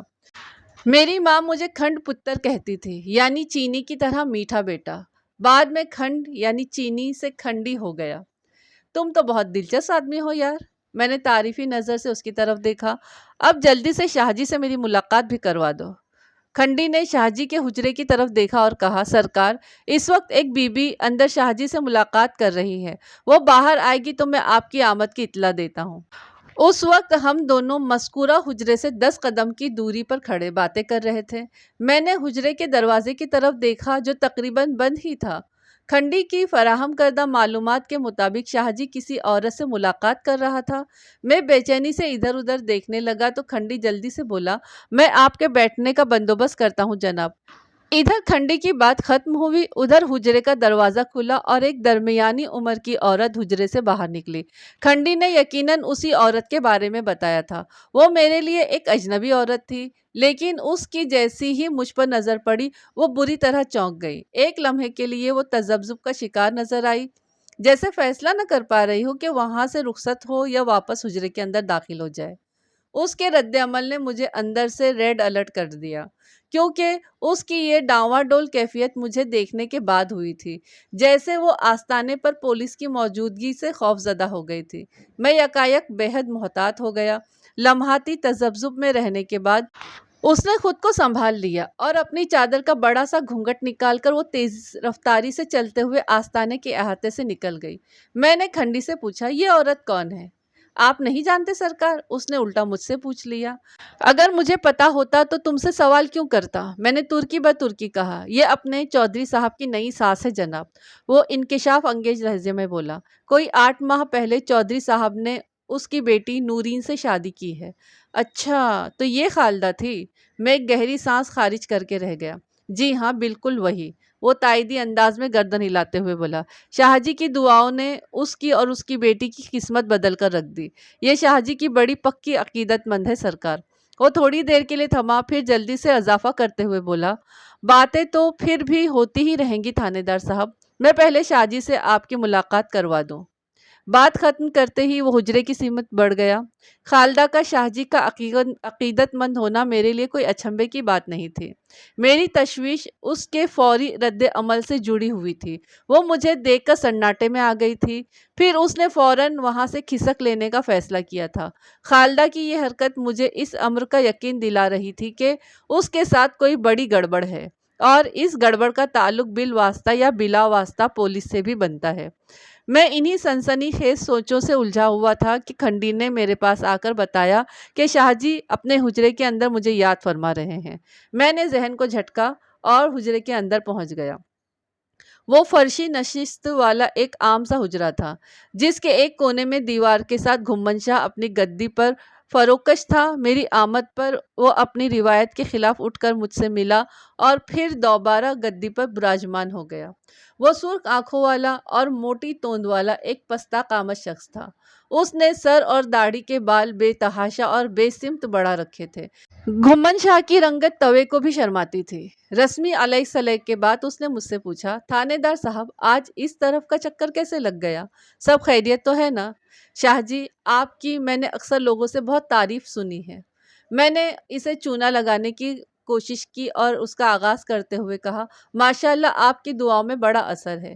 کون ہے جو ہماری تعریف میں لگا ہوا ہے؟ وہ خاصی رعونت سے مستفسر ہوا۔ میں نہایت ہی نرمی اور حکمت کے ساتھ اپنا مقصد حاصل کرنا چاہتا تھا، تاکہ گھمن شاہ کو میرے حوالے سے کسی قسم کا کھٹکا نہ ہو۔ میں نے بھی ایک عام حقیقت مند کی طرح کہا، شاہ جی، کوئی ایک ہو تو بتاؤں؟ سب سے بڑی مثال تو خالدہ کی ہے سرکار۔ آپ کی دعاؤں نے اس کی تقدیر بدل کر رکھ دی۔ کہاں وہ کریانے کی ایک دکان چلاتا کرتی تھی اور کہاں اب وہ چودھری صاحب کی ساس کا درجہ حاصل کر چکی ہے۔ وہ خوشی سے پھول گیا اور بڑی موج سے بولا، آپ نے بھی کس کا ذکر کر دیا تھانے دار صاحب، وہ ابھی تو یہاں سے اٹھ کر گئی ہے۔ آپ سے پہلے وہ میرے سامنے بیٹھی ہوئی تھی۔ بس جناب، وہ لمحے بھر کے لیے متوقف ہوا، پھر بات مکمل کرتے ہوئے بولا، سارا معاملہ فرما برداری کا ہے جی۔ جس نے مان لی اس نے منزل پا لی، اور جس کا دل شک میں پڑا وہ بیچ مجدار کے پھنس گیا۔ واہ واہ، سبحان اللہ! میں نے اس کی بات سے متاثر ہونے کا ناٹک کیا۔ حضرت، آپ نے بڑے رمز کی بات کہی ہے۔ خالدہ کافی عرصے سے میرے پاس آ رہی ہے، وہ اپنی ہی ترنگ میں بولتا چلا گیا۔ ہر دفعہ یہی کہتی تھی کہ شاہ جی روشن مستقبل کے لیے دعا کریں۔ میں اس کی خواہش پوری کر دیتا تھا۔ پھر اس کے دن پھر گئے۔ چودھری بشارت نے اس کی بیٹی کو پسند کر لیا۔ وہ میرے پاس مشورہ کرنے آئی کہ نورین کے بارے میں کیا فیصلہ کرے۔ میں نے سارا معاملہ بغور سنا اور اسے حکم دیا کہ نورین اور نور حسین کی منگنی کو فوراً ختم کر کے چودھری صاحب کو ہاں کہہ دے۔ اس نے میرے حکم کی تعمیل کی اور دیکھ لیں اب راج کر رہی ہے۔ وہ تھوڑی دیر کے لیے رکا، پھر ٹھہرے ہوئے لہجے میں بولا، اگر نور حسین سے وہ اپنی بیٹی کو بیاہ دیتی تو آج بھی وہ کریانے کی دکان چلا رہی ہوتی۔ آپ کے مشورے نے تو خالدہ اور اس کے بچوں کی زندگی ہی بدل کر رکھ دی ہے شاہ جی۔ میں نے گہری سنجیدگی سے کہا، نورین کا چھوٹی چودھرائن بن جانا کوئی معمولی بات نہیں۔ کیا خالدہ آج کل کسی نئی حاجت کے لیے آپ کی خدمت میں حاضری دے رہی ہے؟ میرے آخری سوال پر وہ بے ساختہ بدک کر مجھے شخص زدہ نظروں سے دیکھنے لگا۔ مجھے یہ اندازہ قائم کرنے میں قطعاً کوئی دشواری محسوس نہ ہوئی کہ میری بات اسے بہت زور کی لگی تھی۔ میں نے بھی جب سے خالدہ کا چونکا ہوا رد عمل دیکھا تھا، میرے دماغ میں ہلچل سی مچی ہوئی تھی۔ جبھی میں نے شاہ جی سے خالدہ کے بارے میں یہ سوال کیا۔ وہ بہت ہی شاطر اور کائیاں شخص تھا۔ لمحاتی الجھن کے بعد اس نے خود کو بڑے سلیقے سے سنبھال لیا اور میری آنکھوں میں آنکھیں ڈالتے ہوئے مضبوطی سے بولا، تھانے دار صاحب، آپ تو سیانے بیانے آدمی ہیں، خالدہ کی تشویش کو بڑی آسانی سے سمجھ جائیں گے۔ صاف نظر آ رہا تھا کہ وہ اپنی باتوں کی جادوگری سے میری آنکھوں میں دھول جھونکنے کا ارادہ رکھتا تھا۔ میں نے اس کی خواہش پوری کرتے ہوئے ارادت مندانہ انداز میں کہا، حضرت آپ سمجھائیں گے تو میں کیوں نہیں سمجھوں گا؟ آپ کو تو پتہ ہی ہوگا کہ چودھری صاحب کی پہلی بیوی سے کوئی اولاد نہیں۔ وہ مجھے سمجھانے کی کوشش کرنے لگا، لیکن صاف محسوس ہو رہا تھا کہ اس کی یہ وضاحت کھوکھلی ہے۔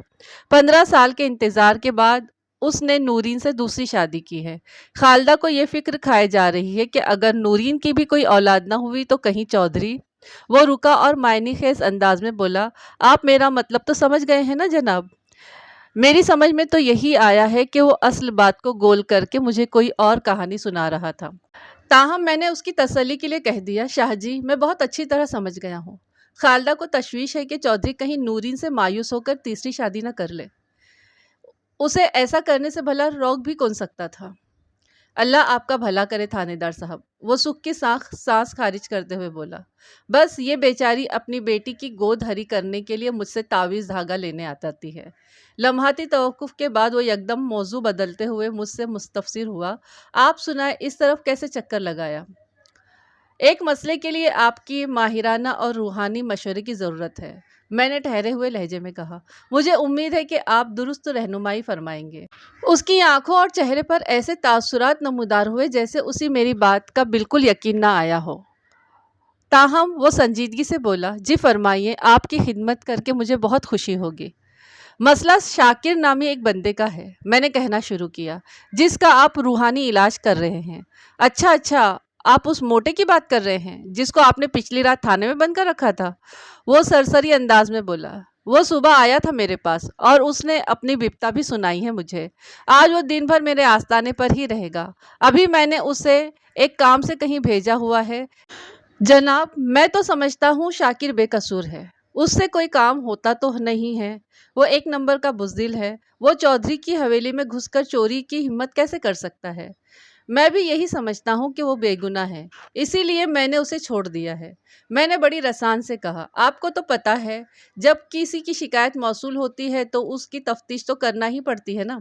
ہاں، اس نے سرسری انداز میں گردن ہلائی اور پوچھا، جناب اس کو آپ نے بے گناہ سمجھ کر چھوڑ دیا ہے تو پھر کون سا مسئلہ ہے؟ میں چاہتا ہوں کہ وہ دوبارہ کسی مصیبت میں نہ گرفتار ہو، میں نے رازدارانہ انداز میں کہا، اسی لیے آپ سے چند سوالات کرنے آیا ہوں۔ جی ضرور، وہ پہلو بدلتے ہوئے بولا، کیا شاکر پر واقعی ہوائی چیزوں کے اثرات ہیں؟ 100% جناب، وہ بڑے وثوق سے بولا، میں ان کی کاٹ کر رہا ہوں، 1 سال سے پہلے وہ بھلا چنگا ہو جائے گا۔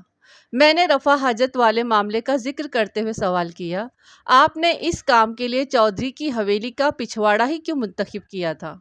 میں نے تو صرف یہ کہا تھا کہ گھر سے کچھ فاصلے پر، وہ وضاحت کرتے ہوئے بولا، اور وہ الجھ کر بولا تھا گھر سے دور چودھری کی حویلی سے بھی آگے؟ میں نے اس کے سمجھنے کی آسانی کے لیے کہہ دیا تھا، ہاں ٹھیک ہے۔ وہ رکا اور گہری سانس لی، پھر بات مکمل کرتے ہوئے بولا، اس کام کے لیے جگہ کا انتخاب شاکر کا ذاتی مسئلہ تھا، اور آپ نے اسے یہ تاکید کی تھی کہ اس بارے میں وہ کسی کو بتائے نہیں، اور 41 جمعرات تک اسے آدھی رات کو رفع حاجت کے لیے گھر سے دور جانا ہے۔ جی ہاں، اس نے گردن ہلائی اثبات میں۔ بعض معاملات میں اس قسم کی پابندیاں عائد کرنی پڑتی ہیں، اور فرض کریں، میں نے اس کی آنکھوں میں جھانکتے ہوئے سوال کیا، اگر کسی جمعرات کو نصف شب اسے حاجت ہی محسوس نہ ہو تو؟ سوال ہی پیدا نہیں ہوتا تھانے دار صاحب، وہ بڑے یقین سے بولا، جن لوگوں پر سحری اثرات ہوتے ہیں یا جو آسے وغیرہ کی لپیٹ میں آ جاتے ہیں، جب ان کا باقاعدہ روحانی علاج شروع ہو جاتا ہے تو ہر جمعرات کو آدھی رات کے وقت شدید قسم کی حاجت محسوس ہوتی ہے۔ میں اس کی توجہ سے بالکل مطمئن نہیں ہوا، تاہم فضول بحث میں الجھ کر وقت برباد کرنے کے بجائے میں نے یہی ظاہر کیا کہ اس کی وضاحت سے میری تسلی ہو گئی ہے۔ تھوڑی دیر کے بعد یہ کہتے ہوئے میں وہاں سے واپس آ گیا، شاہ جی، آپ شاکر کو اچھی طرح سمجھا دیں کہ وہ آئندہ کوئی ایسی حرکت نہ کرے کہ چودھری کے بندے اسے دوبارہ پکڑ کے میرے پاس لے آئیں۔ جی، آپ بے فکر رہیں، میں اس سے سمجھا دوں گا، وہ مجھے رخصت کرتے ہوئے بولا۔ مجھے خود اس کا بہت خیال ہے۔ چھٹی حص نے کبھی مجھے دھوکہ نہیں دیا۔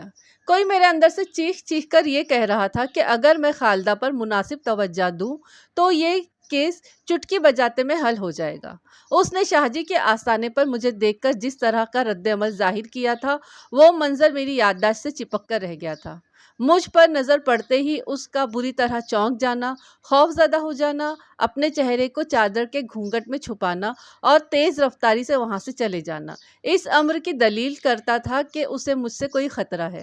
پولیس کو دیکھ کر کوئی شخص اتنا زیادہ خوف زدہ اسی وقت ہوتا ہے جب اس نے کوئی سنگین جرم کیا ہو، تو اس کا مطلب تھا کہ خالدہ کسی جرم میں ملوث تھی۔ اگر ایسا تھا تو پھر یہ بات بھی یقینی تھی کہ اس جرم میں گھمن شاہ بھی برابر کا شریک رہا ہوگا۔ شاہ جی نے خالدہ کے آستانے پر آمد و جامد کے حوالے سے جو وضاحت کی تھی، میں اس سے قطعی مطمئن نہیں تھا۔ بہت سوچ بچار کے بعد میں نے خالدہ پر ہاتھ ڈالنے کا فیصلہ کر ہی لیا۔ میں نے تھانے پہنچتے ہی سب سے پہلے خالدہ کی کڑی نگرانی کا بندوبست کروایا۔ شام تک کی رپورٹ کے مطابق اس نے 2 مرتبہ گھمن شاہ کے آستانے پر حاضری دی تھی، یعنی صبح والی حاضری ملا کر 3 بار۔ یہ ایک غیر معمولی نکتہ تھا۔ میں نے اپنا ذہن بنایا اور تمام تر مصلحتوں کو بالائے طاق رکھ کر چھٹی حص کی پکار پر اسی رات کارروائی کر ڈالی۔ لگ بھگ رات کے 10 بجے میں ASI یونس مرزا کے ساتھ خالدہ کے گھر پہنچ گیا۔ موسم سرما میں اس وقت تقریباً سارا حسین آباد گہری نیند کے مزے لے رہا تھا۔ میری دستک کے جواب میں خالدہ نے آنکھیں ملتے ہوئے دروازہ کھول دیا۔ اپنے سامنے 2 پولیس والوں کو دیکھ کر وہ ٹھٹکی۔ یقیناً اس نے مجھے بھی پہچان لیا۔ مجھے یوں محسوس ہوا کہ وہ دروازہ بند کرنے کا ارادہ رکھتی ہے۔ اس سے پہلے کہ وہ اپنے ارادے کو عملی شکل دیتی، میں بھرا مار کر گھر کے اندر داخل ہو گیا۔ اگلے ہی لمحے یونس بھی اندر آ گیا تھا۔ اس صورتحال نے خالدہ کو بوکھلا کر رکھ دیا۔ میں نے ٹھہرے ہوئے لہجے میں کہا، خالدہ، پریشان ہونے کی کوئی ضرورت نہیں۔ میں تم سے ضروری پوچھ گچھ کرنے کے لیے آیا ہوں اور پھر جلدی ہی واپس چلا جاؤں گا۔ میری بات اس کی سمجھ میں آ گئی اور کوئی شدید رد عمل ظاہر کرنے کے بجائے وہ ہمیں گھر کی بیٹھک میں لے آئی۔ اس کا بیٹا عارف گھر کے اندرونی حصے میں کہیں گہری نیند سو رہا تھا۔ ہم روبرو بیٹھ چکے تو میں نے کہا، خالدہ، میں جانتا ہوں کہ تم چودھری بشارت کی ساس ہو اور تمہیں یہ غرور بھی ہوگا کہ چودھری کے ڈر سے تمہارا کوئی کچھ نہیں بگاڑ سکتا، لیکن میں تھانے دار ہوں، ذرا وکھری ٹائپ کا، کسی کے روب یا دباؤ میں نہیں آتا۔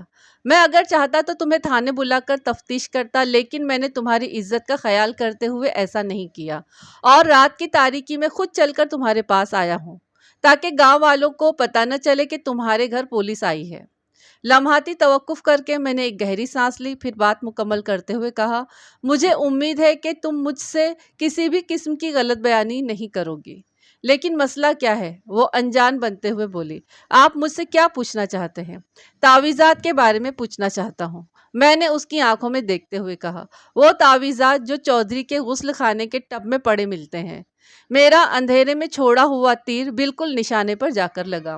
وہ بے حد خوفزدہ انداز میں بولی، میں اس بارے میں کچھ نہیں جانتی۔ اس کا مطلب ہے کہ شرافت کی زبان تمہاری سمجھ میں نہیں آئے گی، میں نے کڑے تیوروں سے اسے گھورتے ہوئے کہا۔ پھر ASI کی طرف دیکھتے ہوئے اضافہ کیا، یونس مرزا، یہ تھانے کا کیس ہے۔ جس طرح گھمن شاہ نے اپنے کالے کرتوتوں کا اقرار کر لیا ہے، یہ بھی سب بولے گی، فرفر بولے گی۔ میرے اس نفسیاتی حربے کا اس پر خاطر خواہ اثر ہوا۔ بکھرے ہوئے لہجے میں مجھ سے پوچھنے لگی، کیا شاہ جی سے بھی آپ نے پوچھ گچھ کی ہے؟ پوچھ گچھ؟ میں نے جارحانہ انداز میں کہا، وہ اس وقت میرے تھانے میں الٹا لٹکا ہوا ہے۔ اس نے مجھے بتا دیا ہے کہ تم اسے جو تعویذات لے کر آتی تھی وہ کس مقصد کے لیے تھے۔ میں نے اسے بری طرح بدکتے اور خوفزدہ ہوتے دیکھ کر اندازہ لگا لیا تھا کہ اب اس کی برداشت کی طاقت ختم ہونے والی ہے۔ اب یہ فیصلہ تمہیں کرنا ہے کہ میری باتوں کے یہیں پر سیدھے اور سچے جواب دو گی یا تمہیں بھی تھانے لے جا کر گھمن شاہ کے پہلو میں چھت سے الٹا لٹکا دوں۔ اس کے اعصاب میری زبردست نفسیاتی حربے کا مقابلہ نہ کر سکے اور وہ سرسراتی ہوئی آواز میں بولی، نہیں نہیں، میں تھانے نہیں جاؤں گی۔ آپ کو جو کچھ بھی پوچھنا ہے ادھر ہی پوچھ لیں۔ جب شاہ جی نے آپ کو سب کچھ بتا دیا ہے تو میں چھپا کر کیا کروں گی؟ آئندہ 15-20 منٹ کے اندر خالدہ نے میرے مختلف سوالات کے جوابات میں مجھے جو کچھ بتایا وہ حیرت انگیز اور سنسنی خیز تھا۔ میں اس کا خلاصہ آپ کی خدمت میں پیش کرتا ہوں۔ نورین کی بنسبت کلثوم بڑی دور اندیش اور صبر والی تھی کہ اس نے زبان پر تالا ڈال کر چودھری بشارت کے ساتھ زندگی کے 15 سال ہنسی خوشی گزار دیے تھے۔ شاید اس کا سب سے بڑا سبب یہ بھی ہو سکتا ہے کہ اس کا دکھ سننے والا اس دنیا میں کوئی موجود نہیں تھا، لیکن نورین نے ماں کی پوچھ تاچھ کے نتیجے میں چودھری بشارت کی زندگی کا سب سے خوفناک راز اگل دیا تھا۔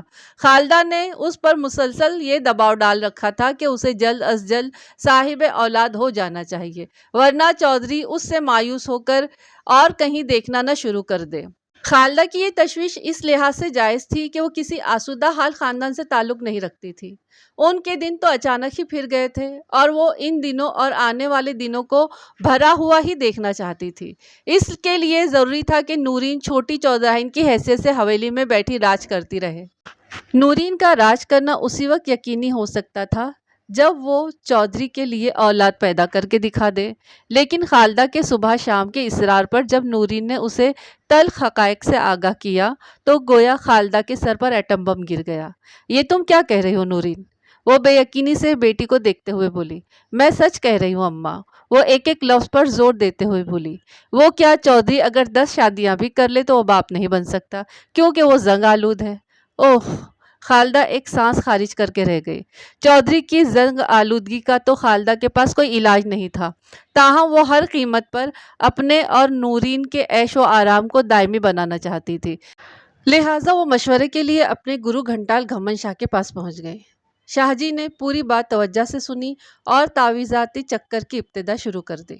اس منصوبے کے مطابق نورین کو ہر جمعرات کو خود ہی پانی والے ٹب میں تعویذ ڈالنا تھا اور اگلی صبح شدید سر درد کا ناٹک کرنا تھا، اور اس ناٹک کے ساتھ ہی دبے الفاظ میں کچھ ایسے تبصرے بھی کرنا تھے کہ تعویذات کے سلسلے میں چودھری بشارت کا شک اپنی پہلی بیوی کلثوم کی طرف جائے کہ وہ اپنی سوکن پر کسی قسم کا سفلی عمل کروا رہی ہے، اور اس کے نتیجے میں چودھری بشارت غصے میں آ کر کلثوم کو اپنی زندگی سے باہر نکال دیتا اور نورین کا حویلی میں قیام آنے والے دنوں کے لیے محفوظ ہو جاتا۔ گھمن شاہ اصلی پیر تھا یا نقلی، اس بحث سے قطع نظر وہ بھی چودھری کے زنگ آلودگی کو ٹھیک نہیں کر سکتا تھا، سو اس نے وہی کیا جو اس کے بس میں تھا۔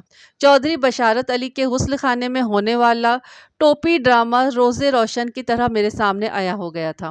میں نے خالہ کی طرف دیکھتے ہوئے کہا، اگر میں تمہاری بیٹی اور گھمن شاہ کی حرکتوں کے بارے میں چودھری بشارت کو بتا دوں تو جانتی ہو کیا ہوگا؟ وہ باقاعدہ میرے قدموں میں گر گئی، پھر خوشامدانہ لہجے میں بولی، تھانے دار صاحب، میری اور نورین کی عزت اب آپ کے ہاتھ میں ہے، ٹھیک ہے؟ میں نے اسے واپس اپنی جگہ پر بیٹھنے کا اشارہ کرتے ہوئے گہری سنجیدگی سے کہا، میں تم سے وعدہ کرتا ہوں کہ اس سلسلے میں چودھری کو کچھ نہیں بتاؤں گا، لیکن اس کے بدلے تمہیں بھی مجھ سے ایک وعدہ کرنا ہوگا۔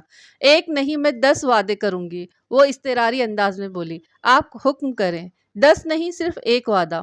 میں نے ایک ایک لفظ پر زور دیتے ہوئے کہا، میں تم ماں بیٹی کا دشمن نہیں ہوں اور نہ ہی تمہارے عیش و آرام میں خلل ڈالنا چاہتا ہوں۔ بس مجھ سے یہ وعدہ کرو کہ آئندہ تم لوگ چودھری بشارت کی پہلی بیوی کلثوم کے خلاف کوئی سازش نہیں بنو گے۔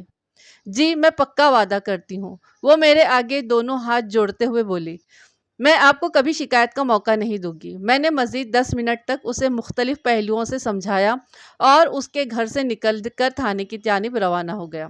خالدہ کے اقبال جرم کے بعد میں نے اسے بتا دیا تھا کہ محض اس کی زبان کھلوانے کے لیے میں نے گھمن شاہ کی گرفتاری کی بات کی تھی۔ وہ میرے اس انکشاف پر چونکی تو ضرور، لیکن مجھ سے کچھ پوچھنے کی ہمت نہ کر سکی۔